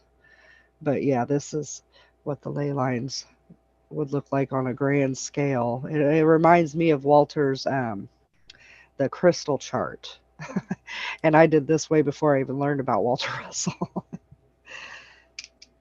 Amazing. There you go. Speaking of Walter Russell, I don't know if you guys can see my screen, but I love this book, And the Wave Lies the Secret of Creation, by our good buddy who was on the podcast. What was that? Yeah, Dr. Timothy Binder, over a year and a half ago, maybe. But this guy's is a great illustrative book about a lot of Walter's paintings and his charts that go beyond. It's a good addendum to if the Secret of Light, or excuse me, a universal one on that. So I'm literally looking through this and seeing some of the charts you're pulling up, FPV, as we speak. So there's a lot of synchronicity here. But yeah, this is really fun. What's your theory on these? Like, there's a couple interesting videos out there in YouTube world about the ringing, like people hearing this, like the bells in the atmosphere, and then also the booms, right? You ever see those videos? I'm sure you guys are aware of that. I think you've covered those. Yeah, the trumpets. The trumpets, yes, like the angelic trumpets. Yeah. I mean, to me, they sound like something escaping from the underworld. It sounds like stuff going on in these frequencies, and stuff changing and kicking on and activating, and people are hearing it reverberate through the sky. They can't tell where it's coming from, and there's a lot of theories about, aliens or this or that. But when I think of aliens, I think of like the angels below in our Earth. I don't think of them in outer space or nothing coming down. But these sounds, these trumpets, to me sound like something moving below that's reverberating into the sky. Because that's what would happen with a massive, I mean, you got to think some of these things are 17 miles wide if we think of the size of a CERN. And so that sound of something happening would be massive, and we wouldn't be able to pinpoint where it's coming from, because we live in one little tiny space. And if that thing's 17 miles wide, I mean, there's towns that aren't even that big. So we're talking about a very wide space. Yeah. That the stuff would come out, and people would hear it from town to town and in specific areas. But I mean, it would definitely cover a lot of span, and people would hear it all over. They would probably be, I mean, it's confusing and scary for them. They just hear it out of nowhere. But yeah, that's what we call the trumpets. Mm-hmm. Yeah, it's like a harmonic effect of something. Maybe it has to do with the octaves of reality. Maybe the angels are opening up the firmament. I mean, who knows? You could like really rattle your brain about that idea. And then with the booms too, and people feeling like these, and there's like the more conspiratorial channels talking about the alien battles going under the underground and all this stuff. And I'd love to talk a little bit about Hollow Earth theory and how you guys relate to Hollow Earth and the different maybe levels of going under the construct up and down. Santos Bonacci talks about the seven hells, I believe, and things like that, and how the vortex, you can go the North Pole, you can go down through the middle of the if you're looking at it as a toroidal field going down through the middle, and that's how you go to the lower planes, and that's where the aliens come out of, and they're like demons. There's lots of interesting ideas about that and what aliens are and all that, but the booms are interesting too, and maybe these have to do with what these earthquakes you were talking about. One, I'm not sure. I haven't correlated that, but I haven't really tried to correlate those two activities, because those booms seem to be something different happening, because they just happen out of nowhere, and I haven't studied them enough to see a cycle on them. So I'm not really educated on that as much as I could be. But, there's so much to learn in this work that we just kind of, it goes quickly. So sometimes I don't spend enough. My perspective on them would probably be something taking place below. That's why people can't pinpoint where the noises come from. You see them looking all over the place, and it's probably coming from below and, reverberating into the sky. Yeah, I agree. But as for the hollow earth thing, like, I think that goes hand in hand with APM, on the fact that I still don't think it's a globe and that we live inside the earth like that. But the layers of the below go hand in hand with the hollow earth. There's lots of stuff down there. And, some of these things have been described in different scriptures very oddly, very, and even scary to a point. So I think that if hollow earth learned APM, maybe they would get a better understanding of what they're trying to describe and talk about, these creatures or angels or aliens or whatever you want to call them. And when you get lower down, maybe the frequencies are even lower or different. And that would be, to me, described more of a demonic energy, just because frequencies will do weird things to us. Like, I don't know if you've ever seen like ghosts or ghost hunters are trying to debunk ghosts or whatever. So the EMF fields will make us feel certain ways, and they'll definitely affect us. And I'm not saying that I don't believe in ghosts personally, but I'm not saying that everything in the world is haunted either, because these EMFs will definitely affect us, and people have debunked ghosts or hauntings with these EMF fields, and that's what we're talking about here is EMF fields, just on a scale that we can't really imagine with our brains, or wrap our minds around. So. And there's within a field of biogeometry, again, we measure planes and also subplanes, and they're recognized as real electronic layers. And when you get down to the level of crude biology, which is the lowest electronic level that, in the medical world, that's what we predominantly focus on in conventional medicine.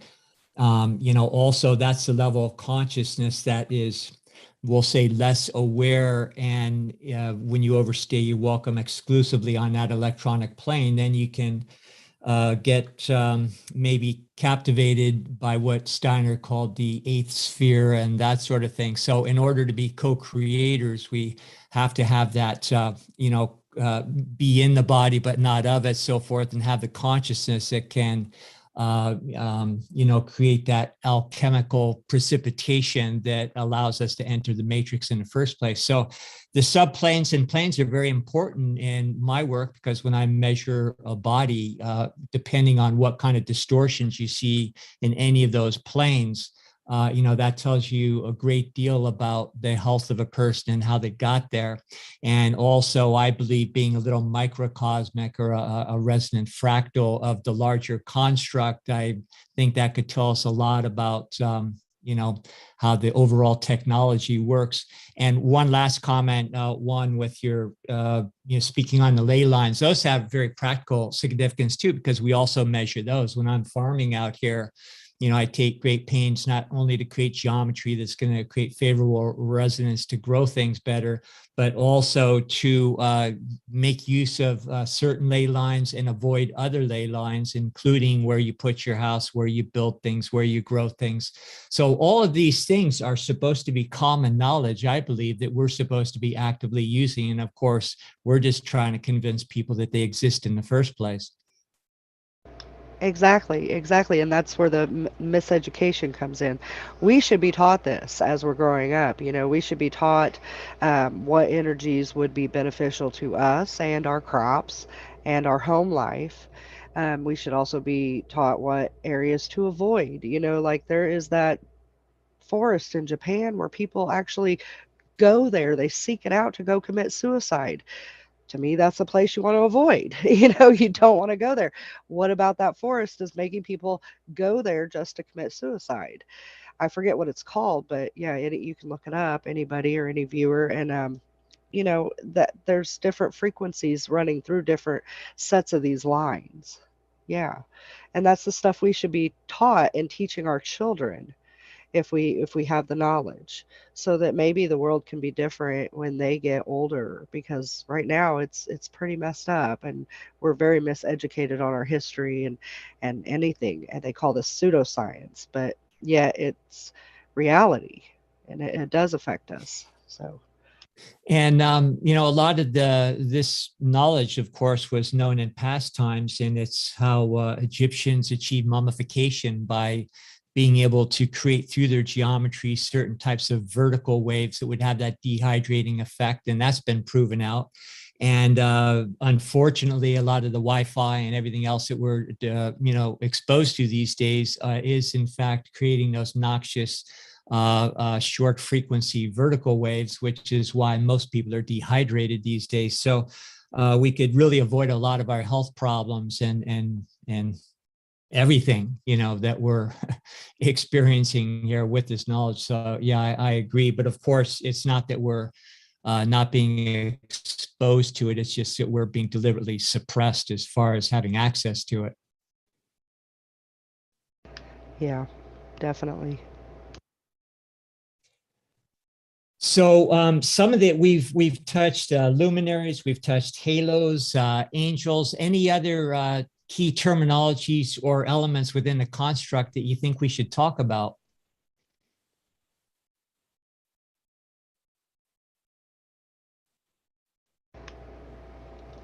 I was just going to put a Walter image on screen for you to look at.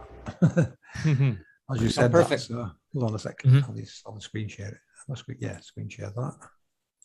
This one here. So you can see what this one here is related to, a live decode. You've seen it in the previous video. Maybe some of your viewers haven't. That's probably another good idea as well, guys. Ask some of the viewers if they've got questions. We do love questions, because one day someone's going to ask us a question we can't answer, and then it'll make us find something else that we probably overlooked or haven't found yet. But yeah, this image here, you see that one, yeah? Another Walter Russell image. So this is, this is depicting how to create and degenerate mass.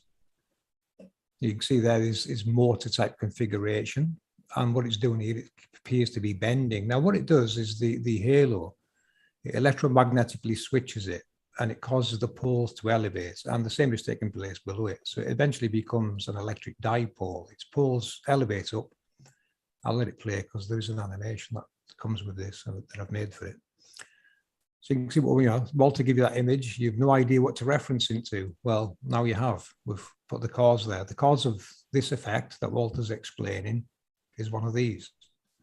Electromagnetically switch these to cause the flow inside to accelerate. And then we have a rotating torus field within that halo, which now generates an electromagnetic field, which creates the rainbow. The rainbow is the dark band, the Alexander band, is the actual projection of the halo 90 degrees in opposition. So this is electromagnetism. The physical halo is magnetic. This is electric. So this is electromagnetism on the creator size scale. This is what we see and call rainbows. So now you can see what the rainbow is actually part of. It is one of these. And we'll show you. You can, this is Walter's image of his elemental chart makeup, and you can see, gives you an idea now what is creating this and how the spiraling pressure waves taking place in these electromagnetic fields are actually creating elements. And this is where your torus field comes from. Cube in the sphere. We're not square in circles, we're cube in a sphere. So you can see now what we relate the rainbow to. So that's why we want people going out and recording rainbows, because it's showing you the scale of the physical halo below it. And it just does this all day. There's an example here. There's your tree of life. It's a torus field. It's this technology. The torus field represents this technology. So the Celts knew that's the Celtic tree of life. And there's a double rainbow. And you see what I mean about this dome inside it, this electromagnetic field. There's this field here that it generates. These are all around us. We live in these fields. We just don't see them unless conditions allow, like this one here has, or this one here. So, what we're showing you is, your animations are absolutely brilliant. So thank you for those. Oh, cheers. It's not just me that does it. Everyone does their own bits in this. I get a lot of help off Sandra and Sandra's husband, who can't be named, but he does a hell of a lot of good work with the animations as well. So, kudos to Sandra and her husband. They do a lot of this type of work for us. Plus, we do our own animations as well. So it is a big team effort. There's people helping in the background that do have input and this, that, and the other. We're just the guys that present it and explain it, really. Quick comment, that one that you had up in the top right corner there with the 4 cubes, by way of a Lecker antenna that was developed by an Austrian physicist. One thing I do with bodies is I'll measure the distortions in all the different the northwest, east-south polarities. And yeah, that one right up there. And depending on, if it's distorted in one particular direction, then that has great significance that we've come to understand as far as related to different problems a person might be having, as far as distortions on the emotional plane versus the endocrine system versus, the lymphatic system and so forth. So, and then there's another gentleman, Kerry Reams, where we can extrapolate the same information by way of fluid samples in the body and studying the electrical vectors from those. But it all goes back to the same thing as far as those different polarities and the distortions in the toroidal field that, we can now measure and, use in a practical application way. So, sorry, this is a great one too here. What are we looking at? On this animation. Right, this is how the angels create their torus field. Right, I'll just rewind it back a bit and take you through it. Right, so this is actually Adam and Eve. I'll explain that now. Adam is the projected halo. Eve is the physical big one here, torus field, and the snake is the ether. How it manipulates the ether, as you see with like water spouts and tornadoes. It manipulates ether. That's the snake. So this is what your creation story is telling you, how this technology functions. So Adam and Eve, positive, negative.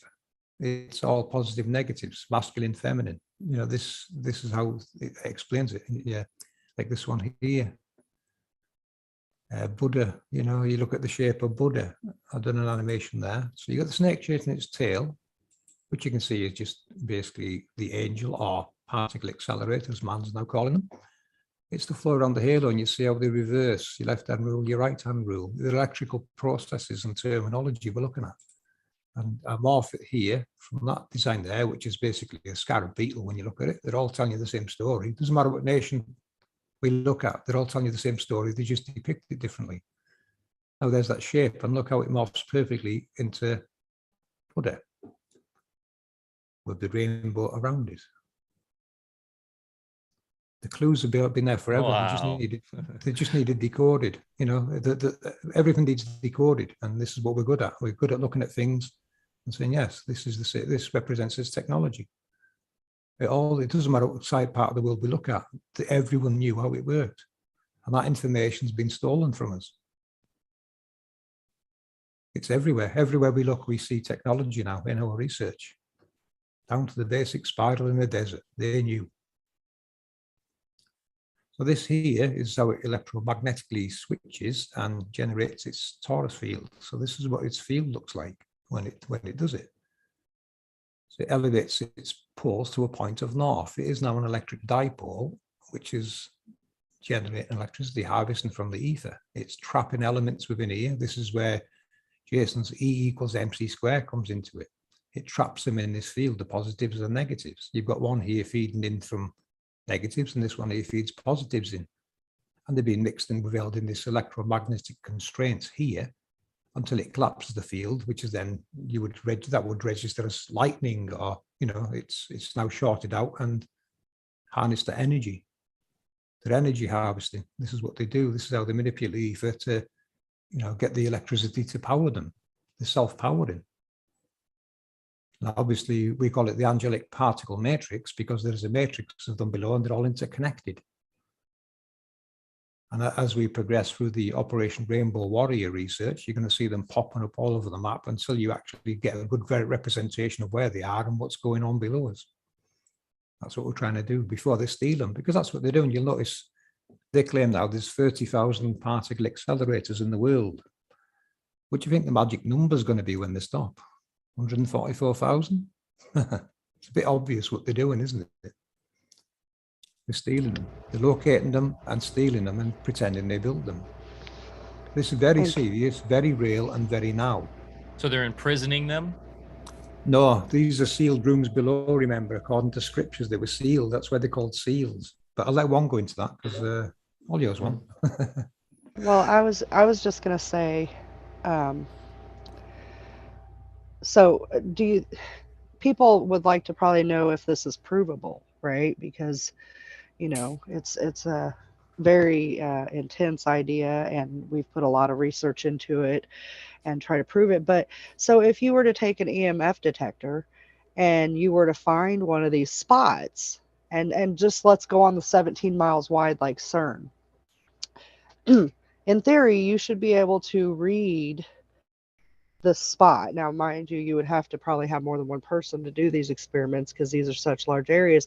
But you should be able to read these EMF fields in their circular form at this 17-mile radius. Now, some are 6 miles that we're finding. Some of these rainbows are smaller.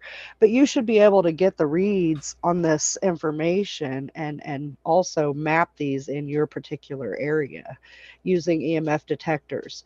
Not only that, but if it could be done, you should be able to read it on the ground and possibly even map out the cone into the sky using maybe an EMF detector with a drone or a balloon or something like that. Just for people that like to do experiments. Wow, that is very fun. We want to get involved. We'll get the Alfa Vedic community involved with the rainbow data collecting and start to wrap our minds around other ways to engage with that scientifically, whether that be introducing elements of biogeometry or different ways to measure, meditating into them, who knows, basically communicating with them and finding out what they're saying. And of course, what we can go ahead. Sorry, I wasn't sure it was muted or not. I can't see when I'm screen sharing. No, I was just going to comment there. What one said there about detecting them. Yeah, I've got it on good authority that they have been detected. Someone that already works with us has detected a spike every 13 seconds on a certain meter. So that could represent a spiral, couldn't it? Something spiraling around is going to have a time. And now if that time changes, that should be noticeable with the wind. The wind would increase, that time would increase, it'd shorten the time because the spiral's getting faster, isn't it? So there's lots of ways we can look into proving where they are. There's a few ideas one's been talking about ourselves, that we can put things on the ground and they will illuminate at certain times when these become active. This is the kind of things we've been thinking about doing. But the scale of them, you'd probably need a drone to see all the lights. And then you get an idea what scale we're looking at on each one. But detecting them, yeah, that's where we're heading. The rainbows are a good indicator. So if you've got a good idea where the end of the rainbow, or where the rainbow ends, that's a good detector of where the edge of the halo is, isn't it? Where the dark band is where the halo is. So that does help us now knowing that kind of information. I don't know if you can see this on screen, but this is the Milky Way, how it interacts with our world chakras. Positives, negatives, activating and deactivating important sites below.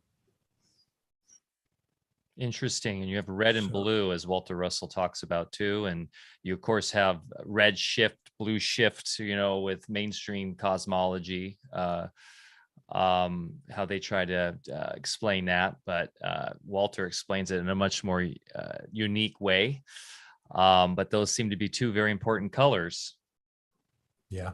Yeah, they do indeed. And we're depicting it as day and night. You know, this is also the dragon that you see depicted everywhere. The dragon is the Milky Way. This is probably what they call Satan, I'm thinking now, you know, that Satan, the dragon, it is probably this. And when you look at some of the decodes we've done, like with the Voss rainbow, how we connected St. Michael to Spear and the dragon, it's just short circuiting the Milky Way. You know, remember, you've got positives and negatives there. You short circuit the Milky Way, you're going to get alternating current electric. AC, you know, it's AC and DC, day voltage, night voltage. That switch you mentioned on the solar panels, there's a definite switch. If you can short them day or night, which is what the angels are doing by short circuiting them using their torus fields and sending it down these funnels down below, like you see with a water spout. You know, this technology in motion, and this is what it does. This here, you know, this is a solar panel and water pump experiment I did. During the day, it pumped air bubbles into a bucket of water through that pump and that storm. Come night time, the flow reversed. It actually tried to push the water along this tube to come, you know, reverse the flow. So there's a switch. It reversed the polarities of this panel at night, a definite switch. And that pyramid decode, the antennas, as I call them, these here, I think these were designed to harness these switching, because you've got the king, the positive above here and the negative below. On the opposite side, the queen actually comes up above the king. So you've got a negative and positive on that side. So to me, that would depict, you know, a way of harnessing day and night activity from the Milky Way, which we now know is alternating current, and the pyramid being an important site and the world chakra is got to play a big part in it. You know, what's taking place below the pyramid. Now, the pyramid itself, we've, you know, done a decode in this. Walter Russell's motor again. You see the niches? No different to Walter's motor. Compression, fusion. This is what decodes the Kadakias. This is what this represents. It's the flow. You see it? To God. God is light. Electricity. It's showing you how to harness electricity. There's your 4 stages of it. Kind of like how our blood works with our heart. Which takes you back to that. Takes you back to that movie, doesn't it? Close Encounters of the First Kind.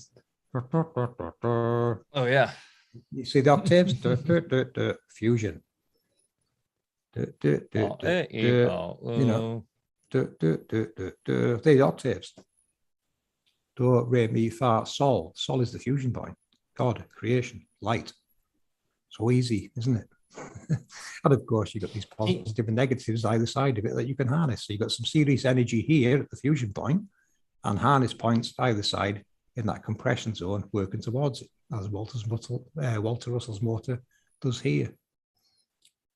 Amazing. FPV, can you go ahead? I was just going to say, this really is amazing science. It's science I've never seen before. I understand it. It makes perfect sense to me what it's doing. I find it easy to understand, but it's not science I've ever seen before. Well, I think it's all more understandable within a music context. And of course, that's how Walter's schematic works. Can you speak at all about the role of inert gases within your construct? We're going to get to them more, I think, as we do the layers levels. You know, we need to go deeper into where they are in the atmosphere. And one conscience has already done a layers level, which is going to be in the next video, but we can expand on it more at some point. But in the meantime, we're just going to show you what Air One's done. But once we've got, you know, we've made it into a model, so we can add more to it now. As we explore it more, we can do things with it. So that will be coming up in one of our next videos.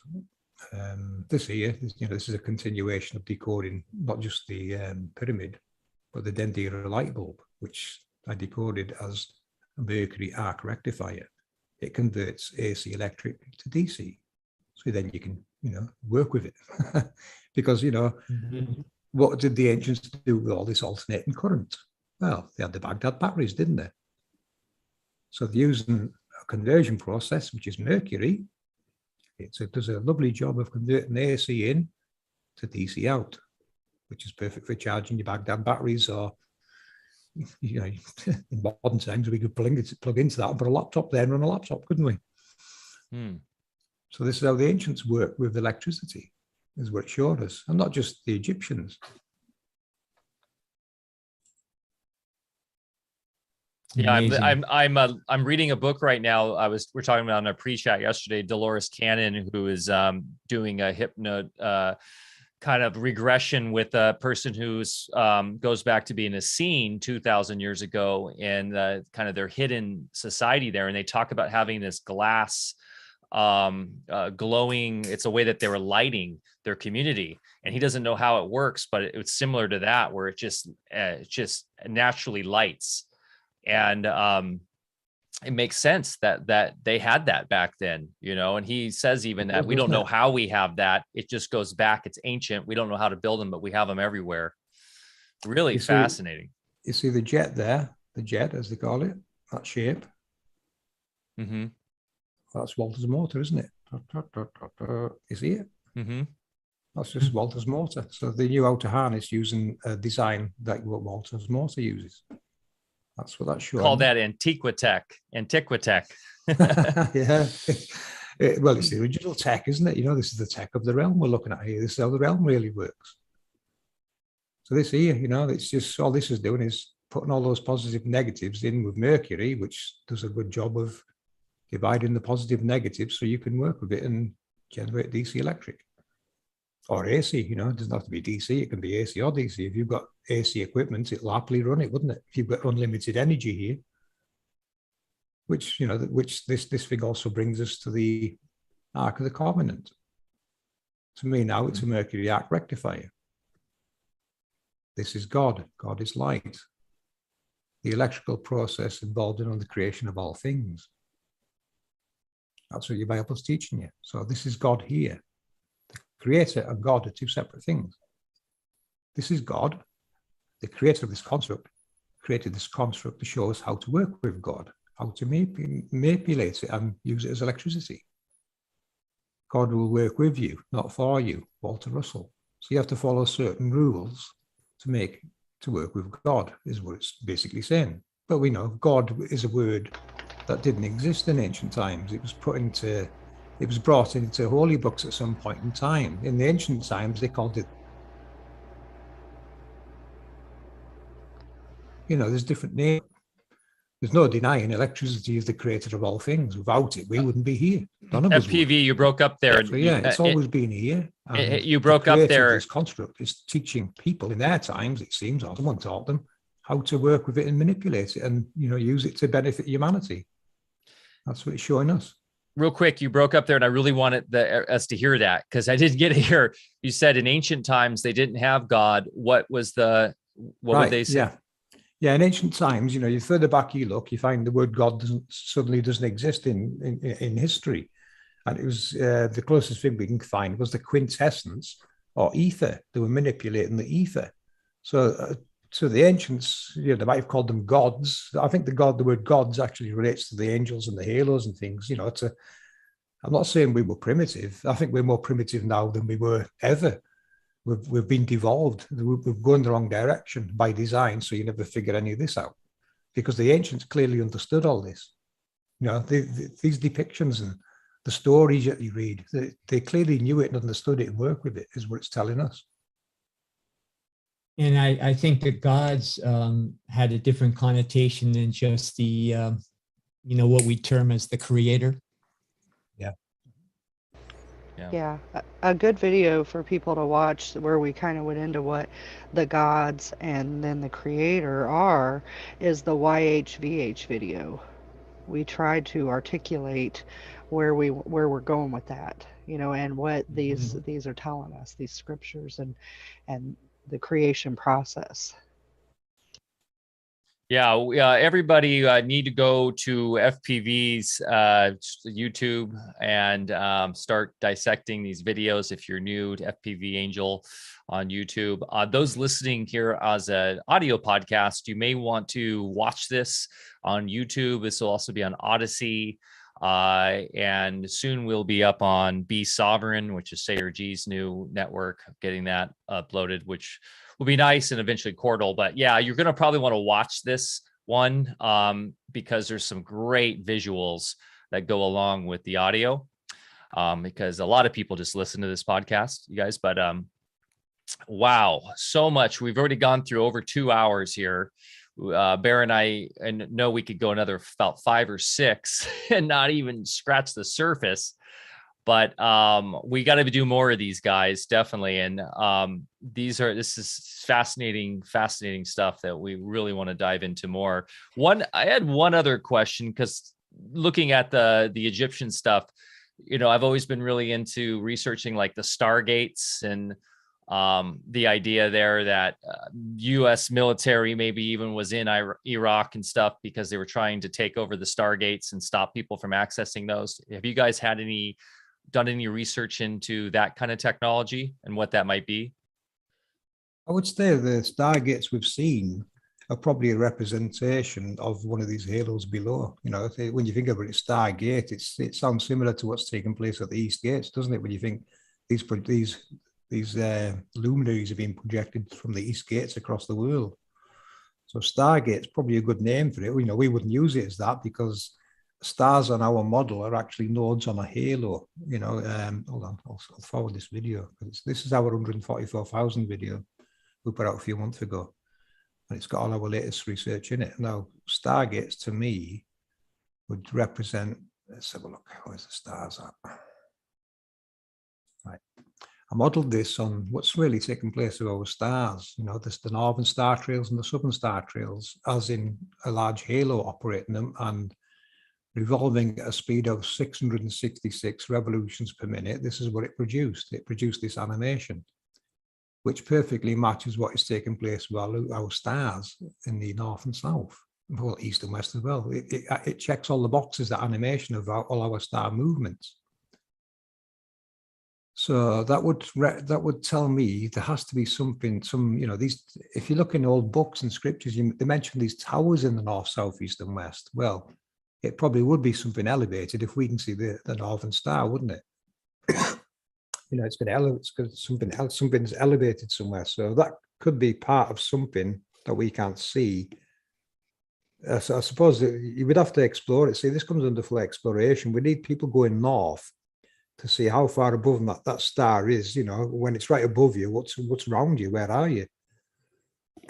We can't answer those questions yet. But obviously, you're going to come across these scripturally mentioned gates in the north, south, east, and west. I think that these would be these locations here. So we need some wealthy people that have large airplanes to start helping us and flying out and seeing what happens. I would actually avoid that, because you're probably going to get shot down doing it, and they'll just you'll turn up somewhere else, so they don't even know where you crashed.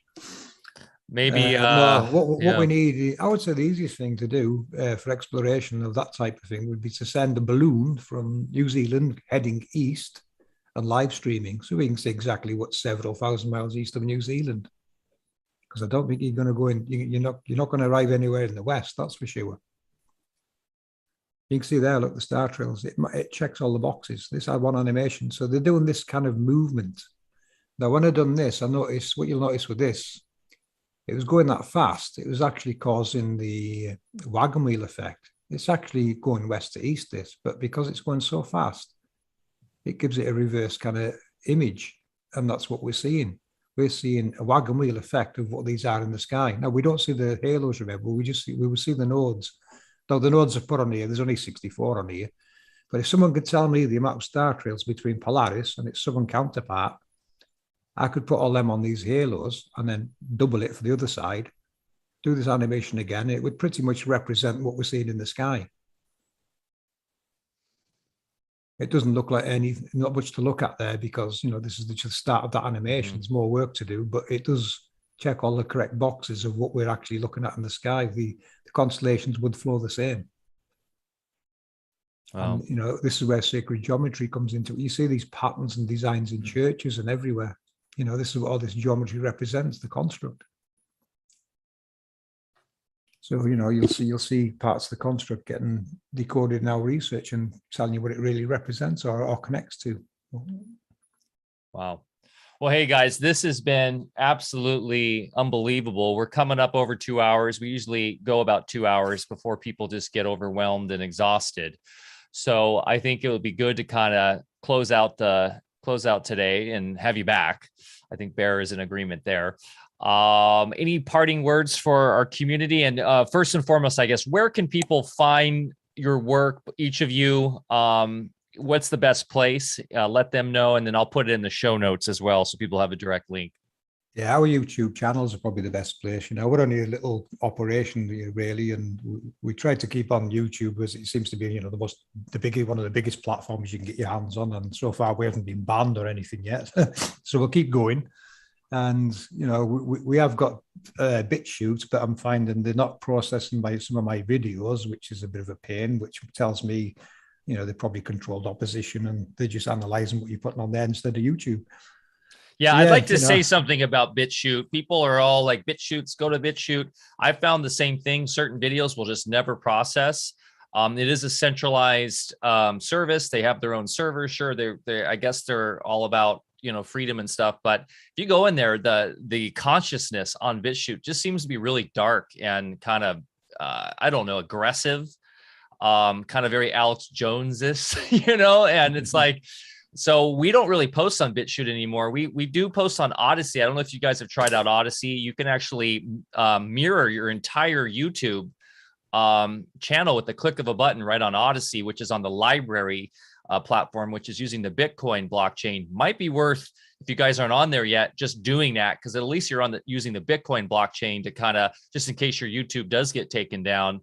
And then once Cordal launches, I would love to work with you guys to get FPV up on the Cordal, so we'll have a completely decentralized platform that will never be taken down. But yeah, BitChute, I get creepy feelings from them too.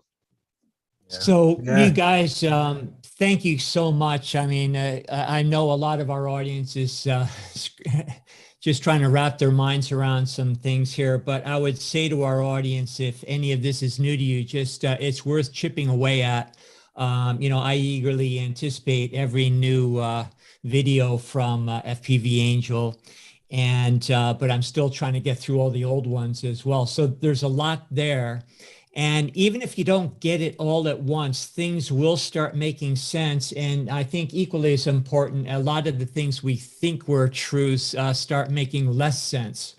And, it's really not just fascinating, but I think it has a lot of practical consequences for our life, and really understanding what's going on a larger scale with what they're openly calling a reset right now. It goes much deeper than that. And we have a lot more to say about it, than we've been led to believe too. So thank you so much, Juan and FPV. And boy, I really look forward to seeing you again. We kind of went all over the place today, and maybe in the future, if I know you're extremely busy, but maybe we can start breaking down one subject topic at a time, and so people can just sort of focus in and digest a concept, single concepts. But thank you so much again, and just amazing work.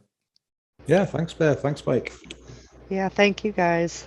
Yeah, thanks for letting us on and explain it more. There is, like you say, there is more to explain, and maybe next time get 100 questions off some of your viewers. Do 100 questions. Yeah, we could definitely preempt that. There was just such great chatter in the comments here and on all the platforms that I didn't really want to disrupt the flow and stuff. But we definitely we're getting some good questions here. There's a good one here in DLive.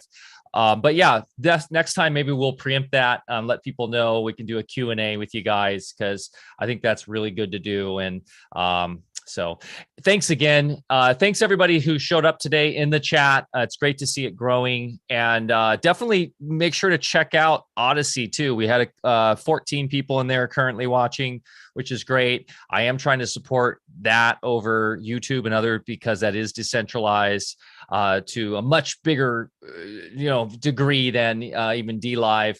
So that's where we want to start focusing our attention, guys, because we know that YouTube eventually will probably be off there.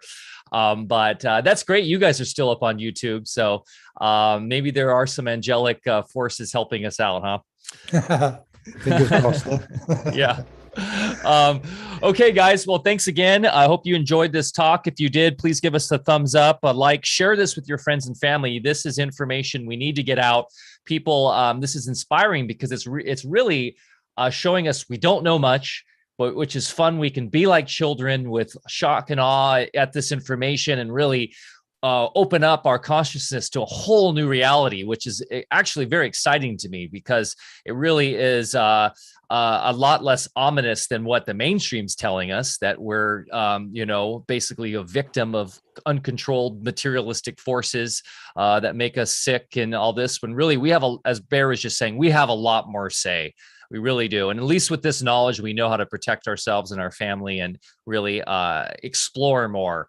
As you were saying, FPV, it's time for us to start exploring these ideas more physically, mentally, emotionally, spiritually.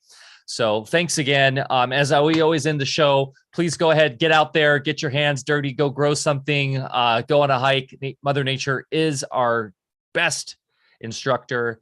Next week, we have Alana Freeland coming back.